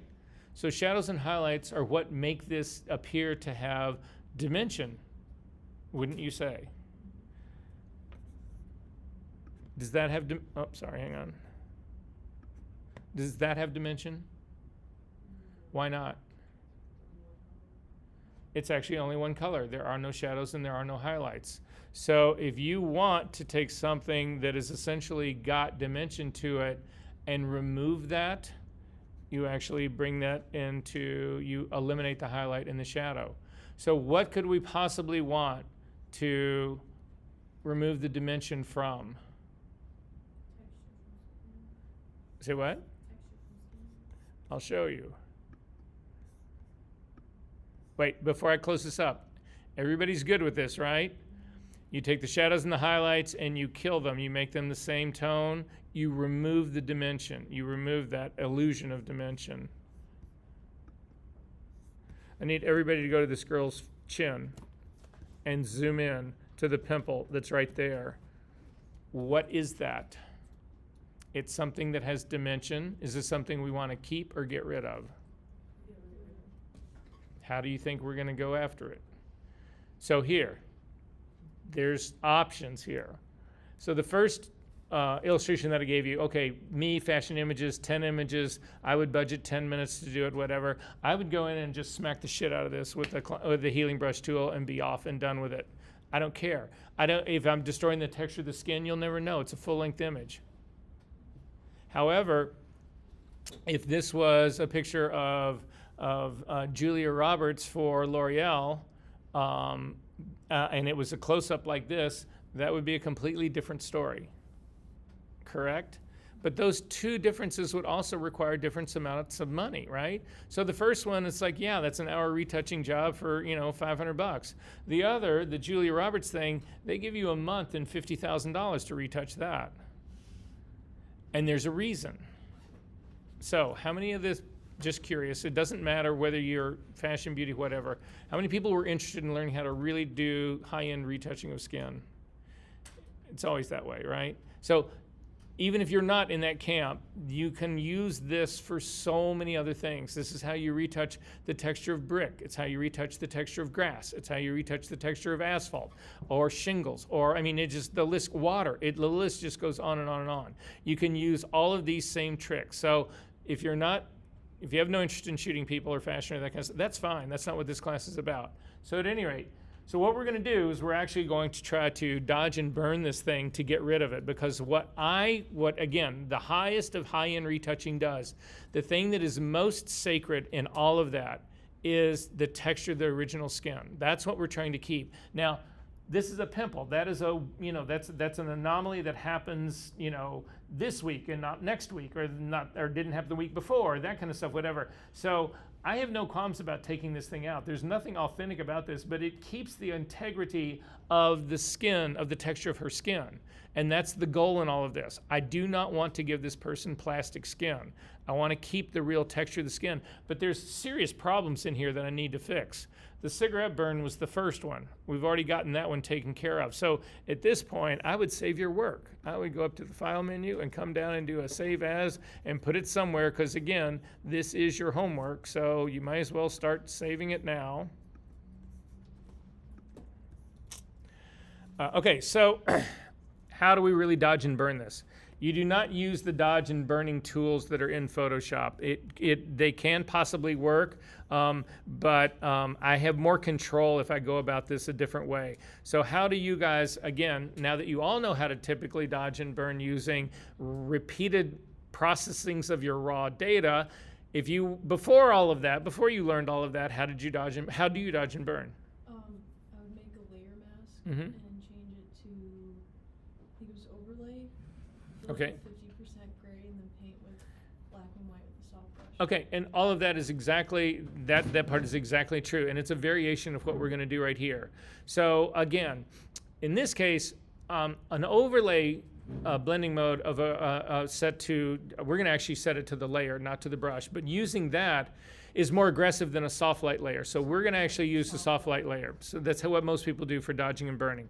So to see what this looks like, there's two ways that you can do this. I'm gonna show you the wrong way first, and then I'm gonna show you the quick, short way to do it. So please do both of these with me so that you will remember how to do the short, the version of this that does not take forever to set this thing up. All right, so we're gonna start by adding just an empty blank new layer. So just come down to the bottom of your layers palette, and it's the icon that's the square with a plus in the middle. Just click on that. It'll actually throw up a thing that says layer number 1. Double click on that name, and you're going to call this Tonal Retouch Small. T-O-N-A-L. And hit the return key to accept that name. Then you are going to change the blending mode of this from normal down to soft light. And then finally, you're going to fill this with a 50% gray. The easiest way to do that is to come up to your edit menu, down to fill, and when this dialog opens up, click on the contents drop down and come down to 50% gray. Make sure your blending mode is normal and it's 100% opacity, and say OK. And now you'll actually see you've got this gray layer that's called Tonal Retouch Small. You don't see the gray because this is set to soft light. If you change this back to normal, you will see it as gray. But in soft light, actually in a lot of the blending mode groups, 50% gray is completely transparent. You don't see it. So then we're going to hit the D key to get our brush, to get our foreground and background colors to default to black and white. Then we're going to hit the B key to get a brush. We're going to make this a completely hard brush, normal blending mode, 100% opacity, 100% flow, and then just come over onto your image and paint a line. And what you'll see is that the image actually gets darker here. I am painting with black now on this gray background. The gray is transparent. The black actually makes the image darker. If you hit the X key to get white as your foreground color and paint another line down, you'll actually see that your image gets lighter. So this is dodging and burning. The problem that we run into doing this, though, is that the color that we are using actually impacts the color of where we are painting. It impacts the saturation. That's the part that is the worst of this. Because the colors that I'm using to dodge and burn are gray, they actually have an impact on the saturation of this girl's skin. It actually knocks it down because I am mixing a gray ink into her skin. And again, as you start to desaturate an image, you start moving to gray. So by mixing gray into the color of her skin, the impact on it is I desaturate the skin. And so once you see the retouching that's used black and white all over the entire image, you'll see that there are parts of the image that start to get dirty. I mean, they just look dirty because you've started to desaturate, you've started to really remove her skin color. So we do not use black and white to do this. We actually build our own dodging and burning colors based on the color of her skin. But does this make sense to everybody about what a soft light layer does, dodging and burning? Okay, so you can go back 2 steps in history where you did the fill. As a matter of fact, you can actually take this whole layer and throw it away. So just go ahead and grab this Tonal Retouch Small and throw it away. Let me show you the much better way to do this. So a better way of making that very same layer is that when you hover over the thumbnail to add a new layer, you want to add the Option key. Hold down your Option key and click. It'll open up a dialog box that lets you do all the settings in one place. So the first thing is that we're going to name this Tonal Retouch Small.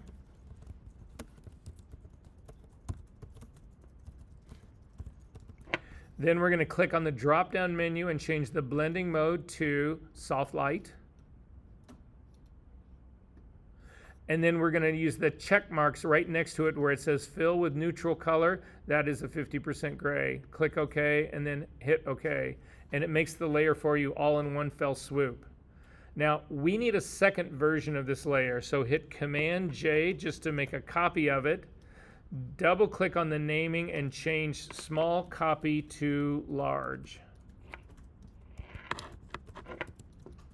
And say OK. And then turn the eyeball off of Tonal Retouch Large off and select Tonal Retouch Small. So we're almost ready to actually start doing this work. However, when we start doing this work, I am zoomed in at 300%. I'm actually going to zoom in more. I'm going to come into like a 400%, which is extremely close to be working on this, but it gives me, I can see what I really need to do here. The problem that you run into with this is that as zoomed in as tight as we are, you can really get a distorted sense of what's really happening. We need to see an overall picture of this that's pulled further back than this. I can't keep going this because what will happen is that you will, if you do this at this stage of the game without a reference picture, typically what happens, especially when you first start doing this work, is you go too far. So you'll take it too far, and so instead of actually having this thing here or whatever, you end up with just creating another problem for yourself. You don't really fix this one. So if you want to actually have the second view of this, this is really important. I showed this to my class 2 days ago, and without fail, half of the class did it exactly wrong. So do not do this. I want another version of this image. So everybody is tempted to come up to the image menu down to duplicate. The problem with duplicate is it makes a completely separate file from this one. So when you retouch this one, nothing happens to that other file because it's a duplicate, it's a whole separate copy. I don't want a whole separate copy. I just want a second view of this one file. So to get that, again, if you have tabbed behavior going up on your screen right now. This is going to drive you crazy because you're going to have 2 tabs now that are of the exact same file. So again, I don't use tab behavior for that reason, but do what you want. Anyway, to get the second view, come up to your window menu, down to Arrange, down to New Window for Skin Eyes Retouch. It's just a new window for it. So anything that happens on one is going to happen on the other. So for instance, I'm on my Tonal Retouch Small right now. I'm going to come back to the big version of this. I'm just going to hit the X key to make black, and I'm just going to drag something down, and you'll see it shows up here in the big image, but it also shows up on the little image that's actually kicked back. So again, there's only one file that we are looking at. There's just 2 views of it. One is zoomed in at 100%, and the other is actually zoomed out at 33%. So, I mean, they are radically different. Now, I think the zoomed out version is a little too zoomed out, but first off, I'm going to get rid of that line. Then I'm going to zoom into this one just a touch. Again, make my screen smaller, because all I really care about is seeing this part of her face. And I'm going to park this over here. This is when, if you have multiple monitors, this is when they really begin to pay off. And then I'm going to click on my big image here. Sorry. So now I've got a view of both. All right, so the first thing we need to do is we actually need to make a dodging and burning color based on this girl's skin. So what we're looking for in her skin, I'm actually going to zoom back out on this one for just a second. What we're looking for her skin is, we want to sample a real average color of her skin. So you want to avoid areas that have makeup on them, because that is not average. That's color that's been added. So we don't want to do that. So you can try other areas. Again, I tend to avoid highlights, like this highlight area that's nearby here. I would avoid that. And so good places that you can pick. Foreheads are always really good places to pick. Necks are good places to pick. The sides of faces where you don't feel like you've actually got makeup would also be viable places to pick. The area right up above the bridge of her nose is a good place to pick. All of those would be good options for us. I'm going to come over here to the side of her image right here, and this is where I'm going to use as my source.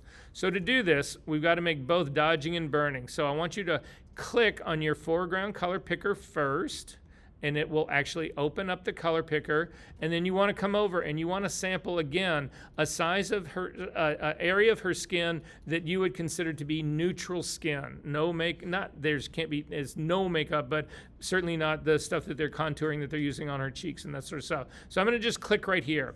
And the only thing that we really care about here is establishing the hue.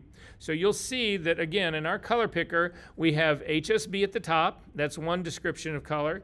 RGB at the underneath it. That's a second description of color. LAB is a third description of color. And then CMYK is a fourth description of color. All of those are descriptions that we can actually work with. But for me, I want to adjust this color. What I care the most about, and the reason I sampled it, is this hue, the H. Remember, these are degrees. So red is right at 0 degrees. As you start to go around the entire color wheel, the hue, it changes till you get back to red, which is also 365 degrees. So this hue is pretty close to red. It's not actually at red, but it's close. However, this is nowhere near light enough for me to actually use as a dodging color. This is the same color as her skin. So to fix that, you want to click on the radio button right next to the B for brightness. And you're going to drag, so again, any radio button that you click on is what this column becomes. So the column right here in the middle is now going to be brightness. You want to click on the 2 little double-headed white arrows, and you want to drag them up. And you are looking at the readout of percentages in here. I get somewhere in the low 90s. Do not get above 95, but you don't want to be in the 80s. You want to get something that's considerably lighter. You do not want to take it all the way up to the very top, because the problem we'll run into the very top is very quickly you can run it back into white again, which will, because we're going to desaturate this also. So again, I'm going to stay around somewhere in the 95, 94, in that range right in here. Then I'm going to click on saturation, because this color is still way too saturated. So again, if you click now on the radio button next to the S, the column becomes your saturation slider, and you start to drag this down. But again, if you go all the way down to the bottom, you have just created a light shade of gray. And again, that gray will desaturate the image. It will make her skin look her skin will start to lose color where I'm actually doing this. So I keep this up a little bit healthier than that. I'm usually in the low teens, so around the 15%, somewhere in that range here. So it's got color to it, so I'm not going to pervert that, but it's also very light. And so this is going to be my dodging color. For my burning color, you want to click again on the opposite now. You can actually come over and click on the background color because the foreground color is good. The background color, I'm just going to click on that. It also opens up the color picker, and we're going to do the same trick. I'm going to hit that same area of her skin to pick the hue. I'm going to click on that. It's still 27 degrees. If I would remembered that, I could have just typed it in. Then again, I'm going to change the brightness first. So click on the radio button next to the B, and I want to make this darker now. So I'm going to start to drag this down. However, there's a certain point where you're going to start dragging this down and it just goes black. It doesn't matter what your color is. You need to avoid that part. So again, I typically land in the brightness range that's usually in the mid-teens. That's typically where I'll do it. Then click on the S for saturation. Because we are so dark now, we actually need to bump the saturation up so that I'm sure that I have color in here. So I'm going to crank this up until I get roughly into the mid-50s. That's just, now this is just for the color that I'm working on for this person right now. Other people who have different color skins, different brightnesses, darknesses of skin, whatever, will require different adjustments that you make on this. But basically I need colors of her skin that are considerably lighter and colors of her skin that are considerably darker. But the key word here is that I need to keep some of the color of her skin in this. Otherwise, you go into that whole scenario where you're basically doing this using black and white, and you will really just fuck her skin up. So I'm going to go ahead and say okay to that. Then I'm going to zoom back in to my 400% on this. And again, depending on how far you go in is all depending on how detailed the work is going to be. In this case, again, what I'm showing you is what somebody would charge. Again, this is as high into retouching as you can get. This is expensive. It takes forever to do it. And that's just a word of warning about the homework that's coming up for you guys. Okay, so here's the trick. And this is why you have a tablet now, or why you should have a tablet, or why you will definitely want a tablet for your homework. Again, if you don't have one for today, right now, it won't be the end of the world. You won't get the practice to do this, but nonetheless, you definitely do not want to be doing this at home for your homework. All right, so I'm going to turn my tablet upside down because I don't want to make a bunch of marks on it, but here's the trick to how you use retouching tools for this tonal work. You never, ever, ever paint a line. There's no click and drag. That does not happen ever. One of the things that we're trying to do, if you look at this girl's skin, look at how sort of like there's like hundreds of tones that are all over this girl's skin, especially zoomed into this much. But there's no like solid hard lines in here. It's all like just little dots all over here of like color, of tone. Some are darker, some are lighter, some are in the middle here. But that's what is making up her skin. That is the texture of her skin. So if you just start clicking and dragging lines down there, you will actually create very obvious retouching. You can see it for miles away. You'll be able to spot those lines. That is not how you fix this stuff. So here's the trick, and this is why you have a tablet, so everybody just watch me. It's always this. It's never anything else but this. It is ... or once you get into it, ... and it never ends. You do this for hours. Try doing that with a mouse. Try click your little finger on a mouse like nonstop for 4 hours. Yeah, try to do that with a trackpad. Oh, try tapping this with your finger for 4 hours. Your finger will go bloody.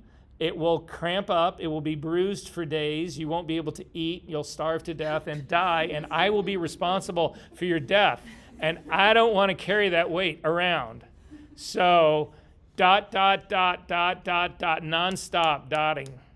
Okay, so what do you use to set up your brush for dotting? This is what you do. So this is how I need everyone to set their brush up. So I'm going to start off with my dodging color. That's just how I typically work. I take it back. On this case right now, I'm going to start with my burning color. So I'm just going to hit the X key. So when I'm doing this work, I keep one finger in my left hand on the X key, and then I'm working with my tablet with my right hand. Now, if you are left-handed, you just flip those two. But the advantage is that flipping back and forth with the X key allows you to go from dodging to burning really quick. And the advantage of that is that you're going to get really bored doing one of these. So you flip it to the other and you do the other one for a little while, and you can kind of go back and forth and all of that. So at any rate, that's what I'm going to do. So, however, to set up my brush, you want this to be a completely soft brush. So unlike doing the using soft brushes for the clone stamp tool and the healing brush tool, this is now going to be a dodging and burning. So I am not affecting the texture underlying all of this. I'm simply changing the color or the tone, and hopefully not the color, the tone of her skin. So I'm going to maintain all the texture. So the fact that I've got a soft brush is not going to change anything. I'm not going to pervert any texture in here that I don't want to pervert. So anyway, completely soft brush, a normal blending mode, and then again, we are going to work with opacity. For this girl's skin tone, which would be average Caucasian skin tone, you actually want to use a 6% opacity. It's a very low opacity.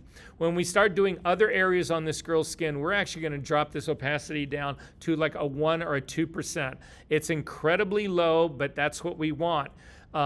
Because we want to actually build this up over time. If you use a higher opacity on this whole setup, the system that we're looking at now, can take off on you really, really quickly. So, however, that being said, if you find like you're just tapping in one place forever and you're getting really frustrated with it, don't hesitate to bump your opacity up. I'll actually go as high as doubling this. I will go up to a 12. I've never really worked higher than that part because again, this thing, it happens pretty quick, and so you'll see what I mean by that. So our brush is now set up.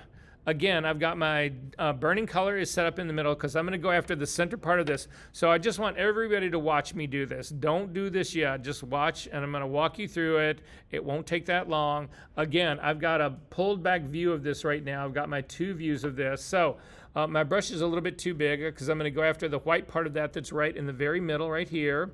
I do have my burning color on, and so then you just start. And it is tap, tap, tap, tap, tap, tap, tap, tap, tap, tap, tap, tap, and then stop. X key to get my dodging color. I'm going to start in the area to go around this. Tap, tap, tap, tap, tap, tap, tap, tap, tap, tap, tap, tap, tap, tap, tap, tap, tap, tap, tap, tap. X key to go back to my burning color. That light center is still a little bit too light. Tap, tap, tap, tap, tap, tap. And then I'm doing my reference to my image, and I can still see the overall is still there. And I come back and I can see, yes, the area is now blended pretty well, the highlight and the shadow part, but the entirety is too dark. So I'm gonna make my brush a little bit larger. Again, this is gonna be dodging now, so hit your X key, and then tap, tap, tap, tap, tap, tap around this.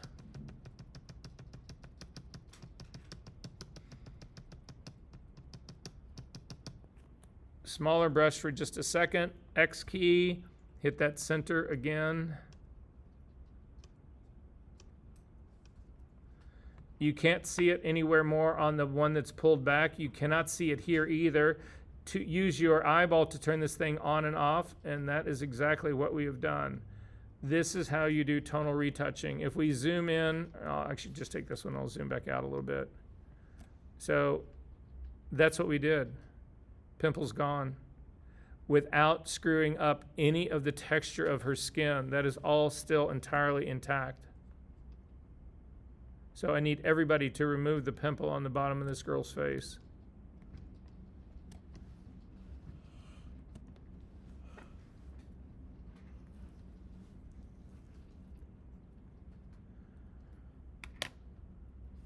And if it's not working for you, shout out.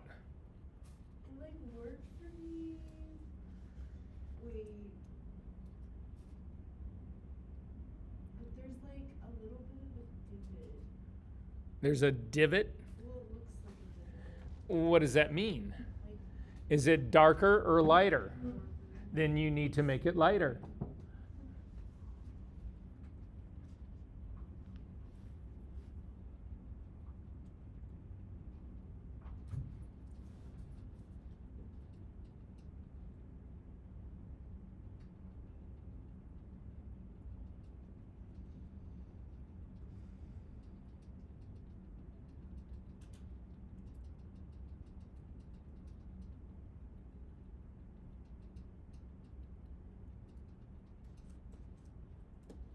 Is it working?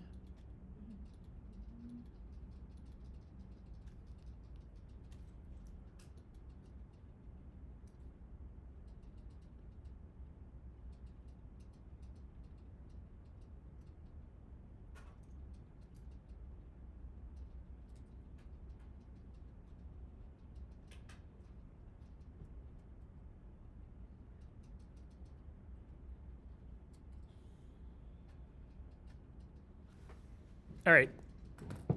I want to move and look at some other areas of this image because there's other problems that we're going to run into in all of this. So, but you can see what I mean about this. So about the whole order, stacking order that we do this in, I'm going to come down to my pixel retouching. You don't need to do this. I just want to show you what happens with this. So again, if I did this tonal work, and imagine I've done this all over her whole face. It's taken me 2 weeks to actually do it. I've done it, and then I decide, oh, you know, her skin tone is it's just too light. So I'm going to make it darker. So I'm just going to add a curve on top of this. And the minute I add a curve, I'm going to change its blending mode to multiply because I just want to make it darker. And then not that dark. But now you can start to spot the problem that's actually happening on her face again because the tonal shift is above it, and this is actually changing the pixel content below it.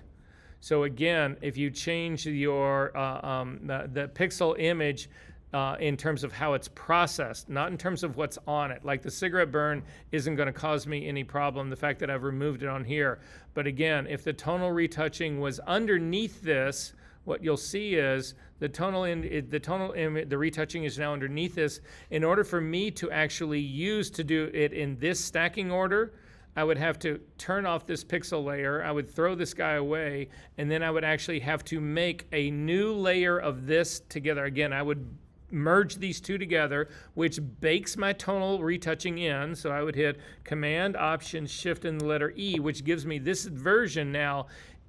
I can do the pixel retouching on this, but my tonal work is baked into this thing. So if the tonal work needs to be changed or it's wrong, I'm screwed. I've got to actually do all the tonal shit all over again. Whereas if I keep it in the layer order that I talked about doing here, the tonal stuff stays on top. And again, the tonal stuff is showing through. You can see, I can actually turn this off. So I'm not baking anything into that. Okay, so I want you to zoom in underneath her right eye, and you'll see there are lines underneath her eye. They're very small and not all that bad. But again, this is where you'll get screwed up on this until you have actually gotten more practice at this.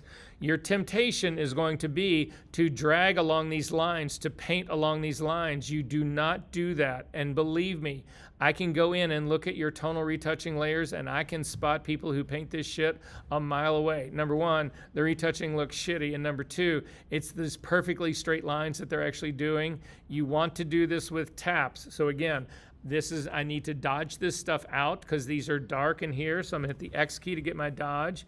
And I'm just going tap, tap, tap, tap, tap, tap, tap, tap. And I'm running my way down. And you'll see my tablet, my cursor is like, it's all over the place. That's exactly what you want. You want this randomness of it because that's what makes this retouching actually believable. So again, these are darker lines in here a little bit. So if you're getting a little frustrated, you can go ahead and push your opacity up to like, I would try a 9%. A 9% is a 50% bump in strength on this. So it's quite a bit. And if all of a sudden this thing takes off on you, you need to drop it back down. But this is feeling pretty good for me right now. So I'm going to do those parts. I'm just going to do a couple of them. You don't need to do them all, but I'm doing the ones that, oh, look, like this one right here. The minute I start working out here, this is way too strong. I'm getting serious white dots out here. So again, the bumping that up to 9% for that other area out there was way too aggressive. So now I'm going to bring it back down to 6% where I should have just left it. And then again, just tapping down on these lines to kick these back out. And then I can promise you, you will get frustrated with this. And you'll say to yourself, well, this isn't doing anything. What the fuck am I doing this for? This is just ridiculous, right? turn off. Oh, actually, I'm doing all of that on my pixel layer. So again, huge mistake, not where you actually want this to happen.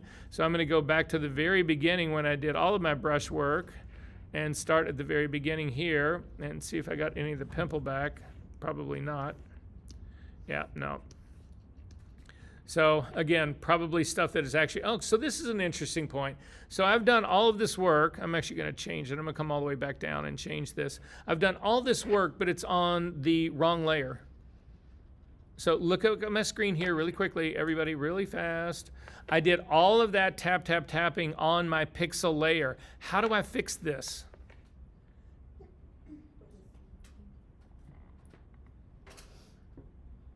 This is not in my tonal retouching layer at all. There's no changing that's happening. All of it was done on the wrong layer. How do I fix this? This is why you keep a virgin down here on the bottom. The virgin is right down here. I'm going to hit the lasso tool, the L key. Don't do this. I'm the one who screwed mine up, not yours.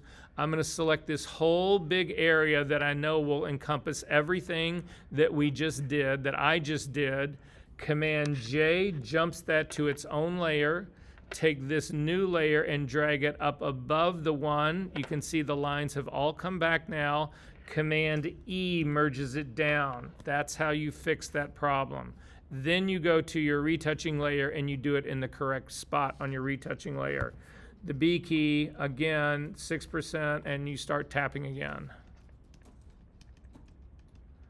So you've got to keep an eye on what layers you're doing this on, because you'll end up going back and forth between your pixel content layer, your pixel retouching layer, and this tonal layer. You'll go back and forth between all of those, and I am going to bump up my opacity a little bit on this. It shows up, it's more subtle on a tonal layer than it actually is on an image layer, so yeah, that feels better. What was the keys for merging the two? So if you've made a layer that you screwed up, you want to merge it down, it's Command E. Yes? I didn't successfully get rid of pimple. You didn't do what? I didn't get rid of pimple anymore. I'm sorry, I still can't hear you, but I'm going to come over and see and look and show me what it is.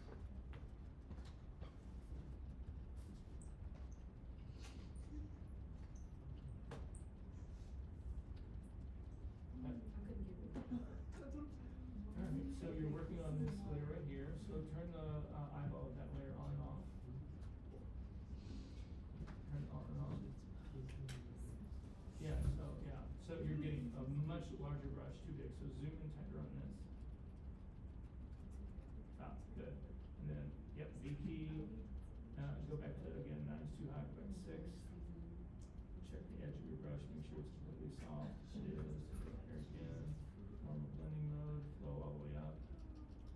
Yeah, that's it. Okay, so then now you're going to come in, and again, you're now on you need your other color. So your colors are not dark enough, not by a long shot. So click on that again. You've got to change all of these settings. So this is going to be your dodging color. So your brightness. Click on the brightness slider. You're going to punch that up until it's like mid-90s. So again, you're in the 80s. It's just you're dodging and burning with the same color. So yeah, that's good. And then still too saturated. So click on the S and drag that down also into the mid-teens. You don't want to go all the way down or you'll go to white. So yeah, that's good enough. And say okay. And then your burning color is also not solid enough. Just click on that. So again, brightness is your first setting. That actually looks pretty close. So that's in a good spot. Your saturation, click on that. You need to push that. That one actually is pretty good. So go ahead and say okay to that. Good. And then you're going to start off with just the spot, the part right in the middle, and just start tapping. Yep. If you've done work that you want to undo, can you just? I'm going to show you how to do that. Just give me 1 sec. Good. And then stop and go to your other color. And then start to do the bigger brush and do the area around it. All right. Yep. Yeah, there you go. Perfect. And again, really go after that darker area that's right in there. Don't stay on the outside. No, that's the center. That's the part you need to be lighter. But this darker area right in here, all of that, yep, that's exactly right. And same thing underneath it.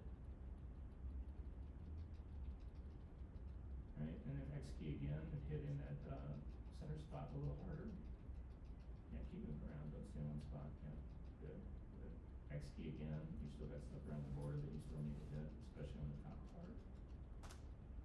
Yeah, good. And you can now see that you are starting to get rid of that. So now turn the light, the eyeball on and off, and you'll see. Sure.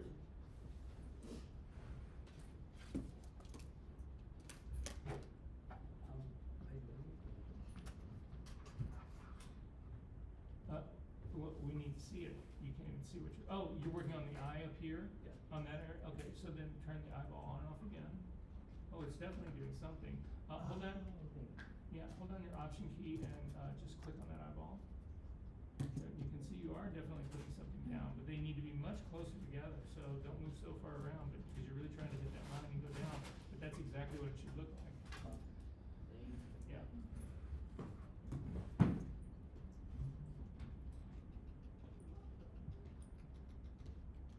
So if you want to see what your retouching actually is looking like, hold down your option key and click on the eyeball of your tonal layer alone. It'll turn everybody else off and you'll actually see the gray.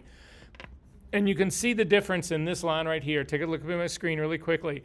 This is the one of the lines underneath her eyes that I was actually going to fix. And you can see it's made up a whole series of dots. This is not, nobody is painting this thing straight. There are not any straight lines in here. That is the key to doing this kind of work, is that it's, again, that whole dot, dot, dot thing. If you then want to turn your image on again so you can see the whole thing, hold your option key and click again on the eyeball for that, and you can continue. However, I want to go after something else here. If you take a look in the same area, look up at my screen really quick. There is a white dot that's right underneath her eye. Look up at my screen to see the one that I'm talking about. I need everybody to remove that using tonal retouching. So it's going to be your burning color. So hit your X key to get, or if you have to get your burning color. And then I just want you to remove that white thing using your burning color. So again, just start tapping and tapping and tapping like crazy, and keep tapping and keep tapping and keep tapping and keep tapping, and tap some more and a little bit more and a little bit more. Did anyone get rid of it? No. So this is the trick to doing this, or the thing that you need to keep in mind. In dodging and burning, you actually have to have color to burn, or tone to burn. If this is a pure white, you can't, we're not adding anything to that. We are dodging this color down. It doesn't have any tone or any color. No matter how long you do this, it will never, that will never change. However, we need to fix this now, because everybody probably has this dark ring around it, right? Did everybody end up with the dark ring around it? You should have, or you're not doing it right. So the dark ring around it, if you again hold down your option key and click on the eyeball for this tonal retouch layer, you'll see what you actually did. That is just a dot of your burning color that's sitting on there. It will never work for us. It won't do the job. So we need to fix this. So to fix this, hit the L key to get the lasso tool, circle this dot, and then go up to the edit menu, down to fill. And again, I was already set up to do a 50% gray fill. Say okay. It fills that area with 50% gray. Command D to deselect. Hold down the option key and click on the eyeball so you can see your whole image. And that thing has gone away. So in Eli, in answer to your question, if you need to undo some of this, you have two options. You can actually put layer masks on your tonal retouching, and you can control it that way. So you could have masked this out. But it's better if you know something is completely wrong and needs to go away, is to simply get rid of it using a fill of 50% gray. Now, you can actually go in and change your foreground color to 50% gray. The problem with that is that we've spent hours and hours making these colors. That was a joke. I don't want to lose that. If I hit Command D right now, if I hit just the D key right now and default my foreground and background colors back to black and white, I lose them. So to keep them, so that if you do want to temporarily lose them, that you can grab them back really quickly, come up to your window menu, down to swatches, and in swatches, this will actually open up. You should have a panel that looks something like mine. You can look at swatches in different sort of views To see what they are, if you come over to the little menu that's to the right of the tab that says swatches and click on this drop-down menu, you can do a large list view, a small list view, a large thumbnail, a small thumbnail, or a tiny thumbnail. If you click on the small thumbnail, this is pretty much the default of how Photoshop does it. This doesn't really work for me. There's a whole series of pre-canned colors in here. If you then click instead on the drop down on the large list, this is how I prefer to see them. You can see I've already got samples of my skin burning color in here and also my skin dodging color in here. If I click on this one of these colors, I can get rid of it by clicking on the garbage can, and I'll say, do you really want to remove that? And I'll say yes. And I'm going to do the same one the same way, the second one the same way, because I'm going to make new ones of this new color that I have right now. You'll notice that I actually lost when I clicked on that skin, it actually gave me that skin color. Now I've got two versions of my dodging skin, which is not what I wanted, but I have them. So again, I'm just going to click on that foreground color to rebuild the color that I had in there. This is going to be my burning down color right here. So again, I'm going to click on brightness, drag this down into the low teens, mid-teens, grab my saturation and push this up into the mid-50s and hit OK.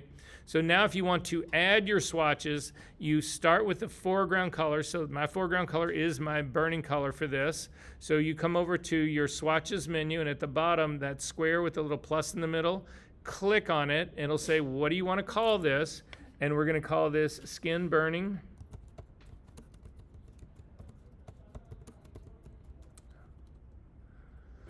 And say OK. And then if you hit the X key, it'll make your dodging color the foreground color. And again, click on the plus and call this skin dodging.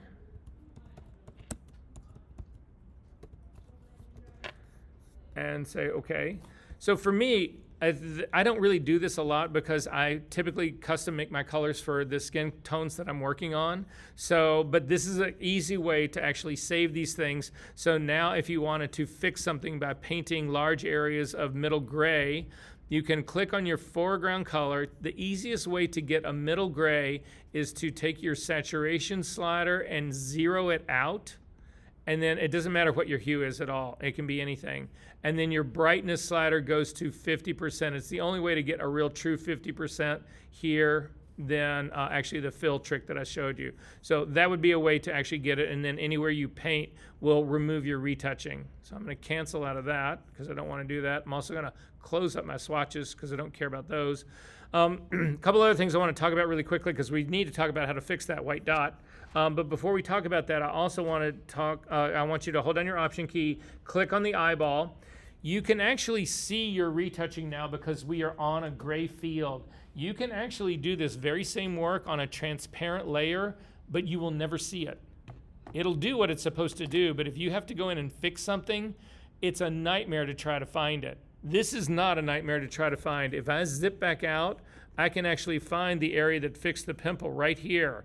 And if I wanted to remove that, I would just paint over that or use a selection tool to select it and fill it with 50% gray. If we didn't have this gray background in here, you would never be able to spot this stuff. It's too subtle. So let's go fix the dot. So zoom back into that spot that's right under her eye. So this spot that's under her eye, we cannot fix this using dodging and burning. We need to actually fix this using our tools, again, the retouching tools. So I'm going to go back to my pixel retouching layer because this is pixel work and it needs to happen on that layer. And then for me to actually fix this part, you could use the clone stamp tool, you could use the healing brush tool. Either of those, we'll take a look and see which of them we think actually works the best. But the trick to this is I want to show you this first. So we're going to start with the healing brush. The clone stamp tool. Hit the S key to get it.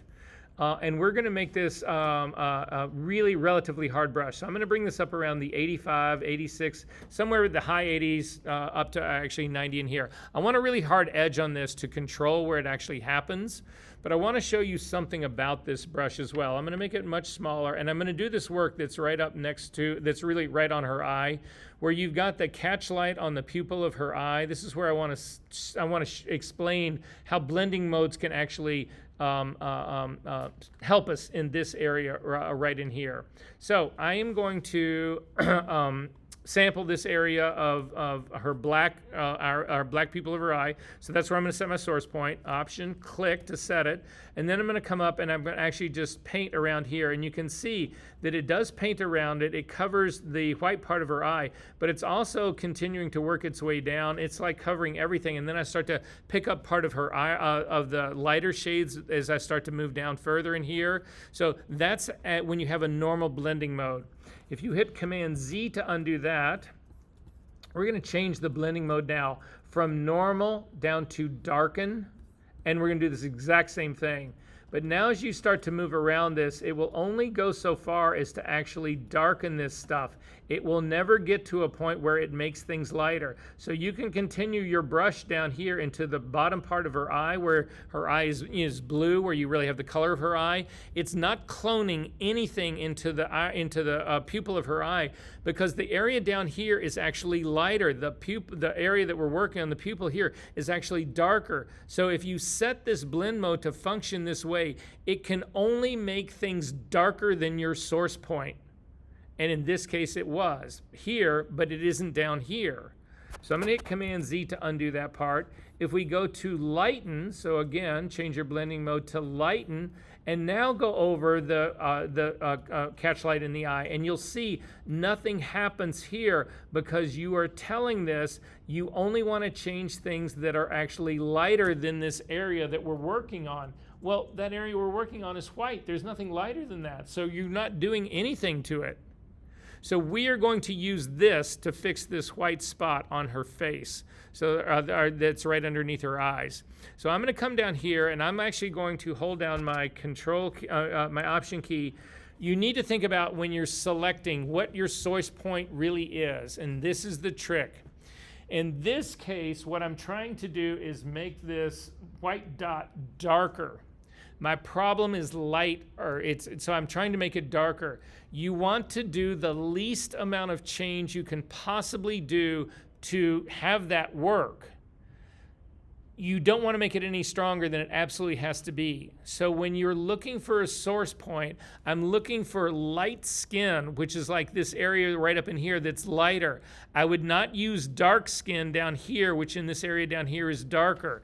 Because again, if I use the darker skin down here, it's a stronger correction than if I use the lighter skin up here as my source point. So you want to do the least amount of change you can possibly do. Your retouching will be much more subtle and believable if you do that. If you just go in and you just like whack this thing, because I started at any point, it didn't really matter what color I used. That's not how this ultimately works. So I'm going to actually set my source point up at the very top, or not the very top, but if you, again, imagine a clock face, like 11 o'clock, I'm going to hold down my Option key and click to set it. But before I click on this part right now, because this is the clone stamp tool, this is a pixel-to-pixel replacement.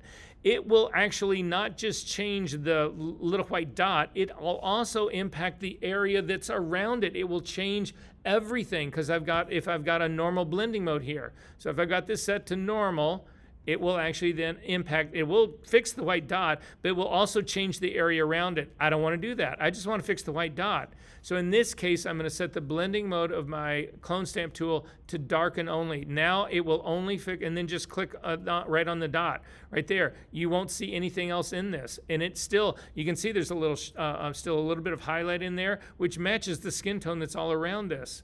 So that's actually how you go about fixing this stuff. So then in your alignment, if you've got this aligned, you can actually use this in other places as well. There's another white dot that's right underneath her, and you can actually get rid of that. Up above her eye, look at my screen where I'm talking about here. This would be another one that you could hit right here, but look what just happened. When I hit that, all of the area that's around this was lighter, and so you can see that dot big as life. So again, clone stamp tool, probably not the tool you want to use for any of this. So go back in history to get rid of all the cloning, and instead you're going to change this to the healing brush tool. So the healing brush tool, because the healing brush tool will do the additional of blending in the surrounding area into this thing as well, which is sort of like the whole ideal version of what I want to have happen here. So I'm going to make my brush considerably smaller. I'm still going to use a blending mode of, in this case, darken only, because I'm going after the white spots. I'm going to hold down my Option key and sample a lighter spot up at the top, and then I'm going to paint across this, and I get this weird looking thing like this. What the fuck is going on? It just like shifted its whole color. It changed its whole color. Look, this is what it did. Why is that happening? Did you say you were darkening? Yeah, I have my blending mode set to darken. Is it because your color? Maybe? I'm on my tonal retouching layer, not on my pixel layer. I have to be on my pixel layer, and now do the same thing again. Option to sample, still set to darken as my blending mode. Gone. Gone. And now watch what happens in this one. Click and gone. It didn't leave that solid white dot that the clone stamp tool did. So anyway, there are things in this image that you have to fix that way. Like this is another. If you look down underneath the highlight of the underneath her eye, that's another white dot that you have to fix. But all of these other white areas down in here, these are not white areas. These are light areas. That all needs to be back dodged and burned. But these little dots that are in here that you will never get, you can hit every single one of them.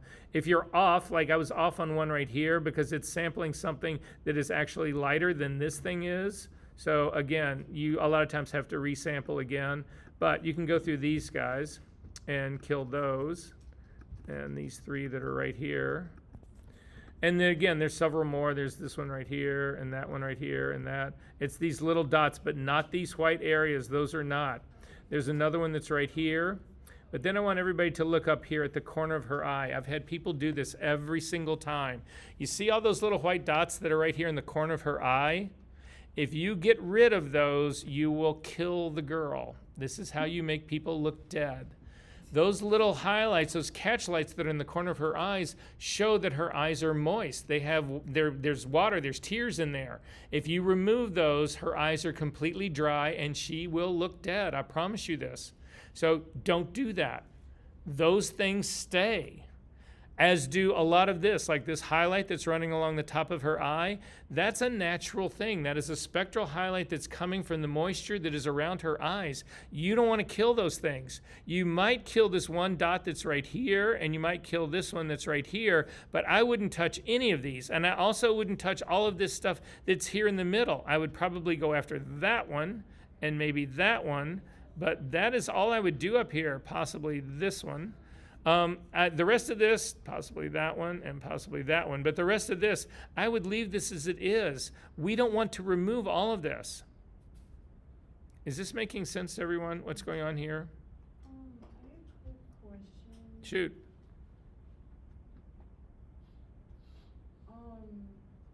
If you were trying to make somebody look dead, would you just want to make sure that all the highlights were off of their skin, or would there still be like some places?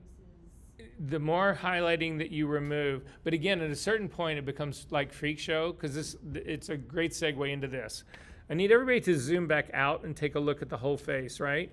So we have got to actually do retouching to smooth out the texture of her skin in here. We're going to do that tonally speaking. This is not the only place it exists. If you take a look up here at the top of her forehead, there's more that happens up into here. If you take a look on this side of her face, there's more that's happening in here. If you take a look at the underside of her chin, there's more that's happening down there. So there's quite a bit of this to do. But what people do in this class, when I talk about removing highlights, this is their highlights in here, highlights and shadows in here that are creating this texture. I want to soften that up, if not remove it completely. But this entire highlight that's on this part of her face, you do not want to remove that. So to your comment, Eli, people will go in and they will actually remove all of this natural highlight that's right here. They will flatten it out. And then they will also look on the sides of her face right here where it's darker, and they will actually lift those. And what ends up happening is that they remove all the contouring of her face, and her face just goes flat like a disc. You don't want to do that. So I want to use tonal retouching to actually fix these areas to smooth out the texture of her skin, but I don't want to do that wholesale all over her face or her face loses all of its shape. If you wanted to like add more drama or like structure to the shape that's existing, like the cheekbones, for example, Yeah. would you use tonal retouching for that? Totally. So again, another good segue. No, it's fine. It's fine. But just a step ahead. I'm almost there. Okay, so first off, I do want to do a little work in this area right here because this is the challenge. This is the thing that's going to take the most time. So again, I'm going to hit the B key to get a brush, make sure it's a normal blending mode, 9%. I'll leave it at 9% and see how that's working right now. Hit the, make sure that this is a completely soft brush. Just check to make sure it is. It is. Make sure you are working on your tonal retouch small layer, not on your pixel retouching. And then just watch me for a second. This is how I start the process. I also feel like my brush right now is starting, I feel like I've got pressure on my tablet that's working on this brush. So I'm nervous about that. You should all check yours with me, just like I'm going to check mine. Click on the drop-down menu of your brush, open up General Brushes, and then select the very top one, the one that says Soft Round. That will remove all the pressure if there's any pressure control on your brush. And then you can come in and do anything else you want to. You can change the size or the hardness. But that way I know that the pressure, I'm not using pressure to control either size or opacity, either one.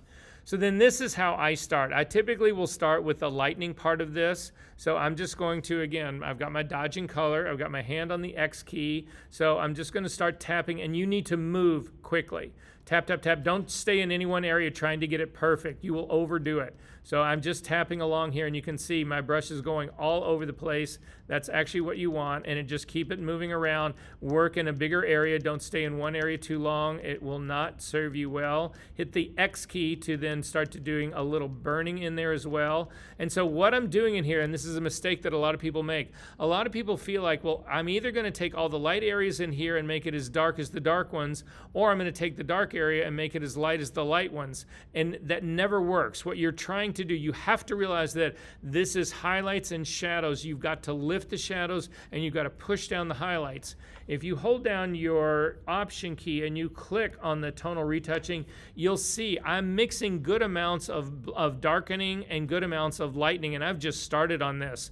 If you click on this and look at it by itself and you see a dominance of darkening or a dominance of lightening, you've actually made a mistake. This should be relatively even when you're looking at it. Now, that's not the case for this area that's the line up underneath her eyes. There was no lightening there that I needed to push down. It was only light. I needed to make things lighter. I did not need to make anything in this area darker. But in the area that I'm working in right now, everything is about making things lighter and darker because I'm trying to get to that middle ground. So again, I'm still on my darkening one right now, so I'm going to just continue tapping on that, finger on the X key. So I need everybody to start and do just a little bit of work on here and see if they're feeling like this is actually working for them. Wait, when you do the lasso tool to go back, just because my camera is like all the way up, so I messed up. But I need to. But what was the mess up? Did you do it on the wrong layer? No, it's on the right layer. Okay, My it's just. opacity was just at 90. I didn't bring it back down. Okay, so it's too aggressive or too whatever. So again, hold down your, get in the area that you want to be in. Take the lasso tool, hit the L key, and get your lasso tool, and just circle that area.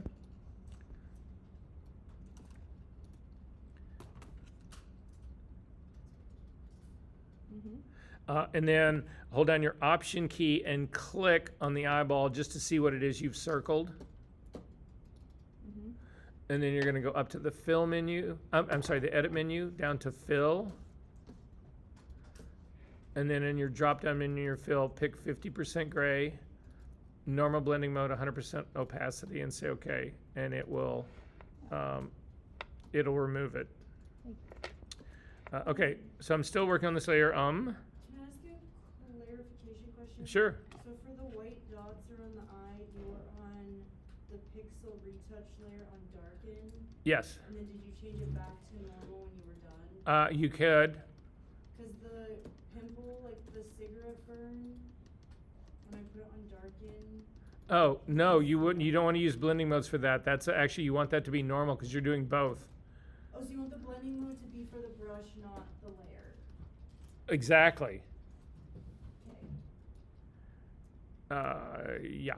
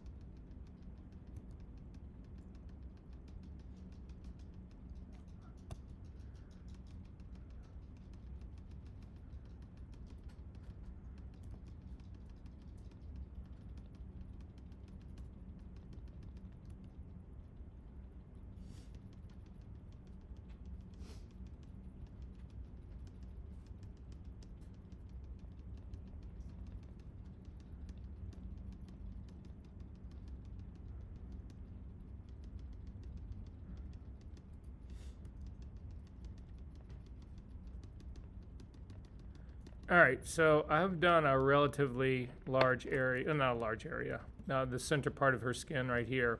And you can see this is beginning to smooth out. I'm gonna zip back out and work out here at a little bit different focus, because again, you'll spot things if you're not so tight in that you didn't see necessarily before. So I know that I need to darken just a little part in there, and then again, X key to get my lighter stuff in here. And then again, turn your tonal retouching layer on and off again, and you can see, look at the difference in what I've got going on in mine. I'm beginning to smooth this out. Am I there yet? No, I'm not there yet. I've still got something to go. But I want you to hold that thought, because we need to look at another part of this image really quickly. And then we'll actually take a break, I think. I'm gonna double click on the hand to kick back out. So we have got this other layer here called the Tonal Retouch Large. So I need you to move up to that layer right now. Click on it to make it active, turn its eyeball on. So we are going to work on a larger area of her skin. So what happens in all skin tone, there is a blotchiness inherent in skin tone. And it's why they make foundation. So in makeup, the reason people wear foundation is not to really, I mean, some people will do it to try to like lighten circles under their eyes. That's really, there's better makeup for that. But the overall foundation of a face is designed to remove that natural blotchiness that happens. And so what it's doing is that it's looking, everybody's skin has this different, there are areas of skin that are darker and lighter. And so if you use foundation, you smooth all of that out. And so you're trying to get more of an even skin tone all the way around. The same thing happens in your tonal retouching. If you take a look at this girl's face right now, you can see that there's a darker shadow right underneath her eye on this part right here. Now, I'm not going to completely remove that, but I do want to lift it a little bit because right now it's making her eyes look puffy. You still want it to have shape, so I'm not going to remove that all. But you've got a little bit on the other side over here. But the stuff that I'm really more, so I am referring to that. But I also, if you take a look at her cheek right here, you see how dark this little spot is right here? That is the blotchiness of her skin. If you zoom in really close to her eye over here, this whole area of skin right down here on the side of her nose is darker than the surrounding area. So is this whole line that's actually right up here and sort of the socket of her eye that's up in here. That's actually darker. Now, the stuff that's on her cheek, that's darker by design. This is actually giving dimension on her cheek. So I don't want to lift that, but look at this whole area that's right underneath the nose part in here. That is all blotchy. All of this is in here. This is now larger areas of retouching that we need to take care of tonally. But the reason you want to keep this separate than the image that's under the layer that's underneath is you can begin to guess now how long it's going to take you to actually do this tonal retouching small. If you do the tonal retouching large, which you can do it on the very same layer, but if you screw up the tonal retouching large, it means you've got to go back and redo all of your tonal work small all over again. So if you put it on a separate layer and you screw it up, it's real easy to fix. So again, you definitely do not want to be doing all of your tonal work on a single layer. You want to split this apart. So On the larger part, I'm going to select that area. I'm going to actually go after this area that's right down here on the lower part of her cheek first. B key to get a brush. This is much more subtle work now. So this is where you actually need to really drop your opacity. So I'm going to take the opacity of my brush down. First off, I just want to check this. Yep. Again, down to like a 3%. 4%. I'll try it there. Make it a little bit larger. Again, this is my dodging color right here on my tonal large layer, and I'm just going to start to work my way through this just to lift it slightly. Again, dot, dot, dot, dot, dot, dot, dot, dot, dot, dot. And then turn this on and off. If you turn it on and off and you feel like you can spot those edges too much, then hit small little dots actually around it just to blend it in a little bit more. And that's actually what I would do to lift that tone to match the areas that are actually around it. And then again, if you want to do this area that's sewn along the edge of her nose, you can actually do this part. And it doesn't take that. It was one series of dots that went across that. This is what that area looked like right here. That's subtle. So anyway, the lip line, she's got a mustache line that's running along the very top. Again, you would want to lift all of that to match the area that's actually around it, to blend it in. We're not trying to entirely necessarily remove it, but we are trying to lift this enough so that it doesn't look like she has a mustache. Would that include for the really big fine hairs under her lip as well? No, the really fine hairs under her lip are a nightmare to retouch, but I'll show you how to retouch those next week. Because most people would go in here, again, this would be back on your pixel layer right here, and they would use a clone stamp tool set to darken, and they would hit every single one of these hairs individually. Mm-hmm. It takes forever. So I'm going to show you a trick. So there's good news and bad news. I always ask this. What do you guys want first? The bad news? I'm like that too. I want to know, I want to be bummed out and then be happy as opposed to the other way around. Okay, so the bad news is that to really pull this image off, if you think you can do this in an hour, you are wrong. I'm telling you that right now. It takes longer. 4 hours, maybe 8 hours is what I usually hear from people say. I'm just telling you, just throwing that out there. It all depends. Split it up. Don't try to do this all in one setting. So that's the bad news. The good news is there are 3 levels of retouching that I believe in, right? There is the down and dirty, the thing that I said to you in the very beginning, full-length fashion. I just want you to whack it out really quick, make her skin look okay, and we're moving on. I don't have a whole lot of money. And that's, you go in there, you make a pixel retouching layer, and you do everything with the clone stamp tool and the healing brush tool, and you don't worry about it. You just move on. So, but again, it's not serious retouching. It's certainly not beauty on the level that this would be on. That's how you end up with plastic skin. So that's one extreme. This is the other extreme. This is now, so we've gone from the ridiculous to the sublime now. So this, it takes forever to do it, but the results are stunning if you get them right.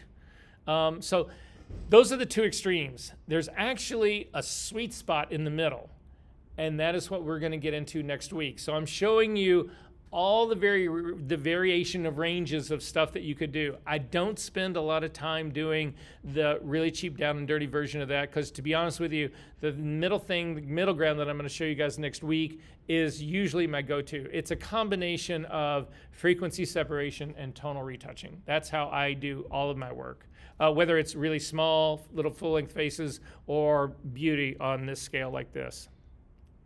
Okay, a couple other things we got to talk about, and then I want to show you some examples, some samples really quick.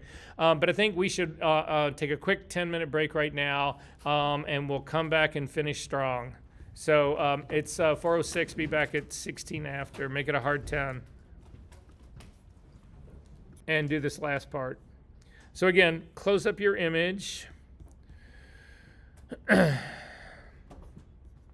that make sense, everybody? Mm-hmm. If you need to see the video, just refer. So again, today will be session 6 for retouching 02. Just look at session 6 for retouching 01, and you will get the part that you just missed right there. But that's the only part that we missed. The whole first part of today's lecture has been. Okay, so the last thing I want to look at really quickly is just a quick thing to think about how you change color or how you should be thinking about I take that back. I'm gonna need to show you one other thing here really quickly, and then we'll open this up. If you've closed your image, open it back up again really quickly. I'm gonna show you a trick that should make you very happy. Okay, so what's gonna happen while you're doing all of this is you are gonna go blind to this. And what happens is that your eyes saturate on this color. And it's gonna start to get, the more hours you sit here and do this, the harder it is to figure out what you're really trying to do. So what we wanna do is strip the color out of this temporarily so that you don't go colorblind in looking at this. Because again, all of a sudden your eyes are gonna be going, God, is that lighter, is that darker? I don't really know. So what you wanna do is, on top of your pixel layer, you can do this anywhere. You can do it on top of your tonal layers. It doesn't matter. But I'm just going to do it on top of the pixel layer. I'm going to add an adjustment layer, and you're going to add a black and white adjustment layer.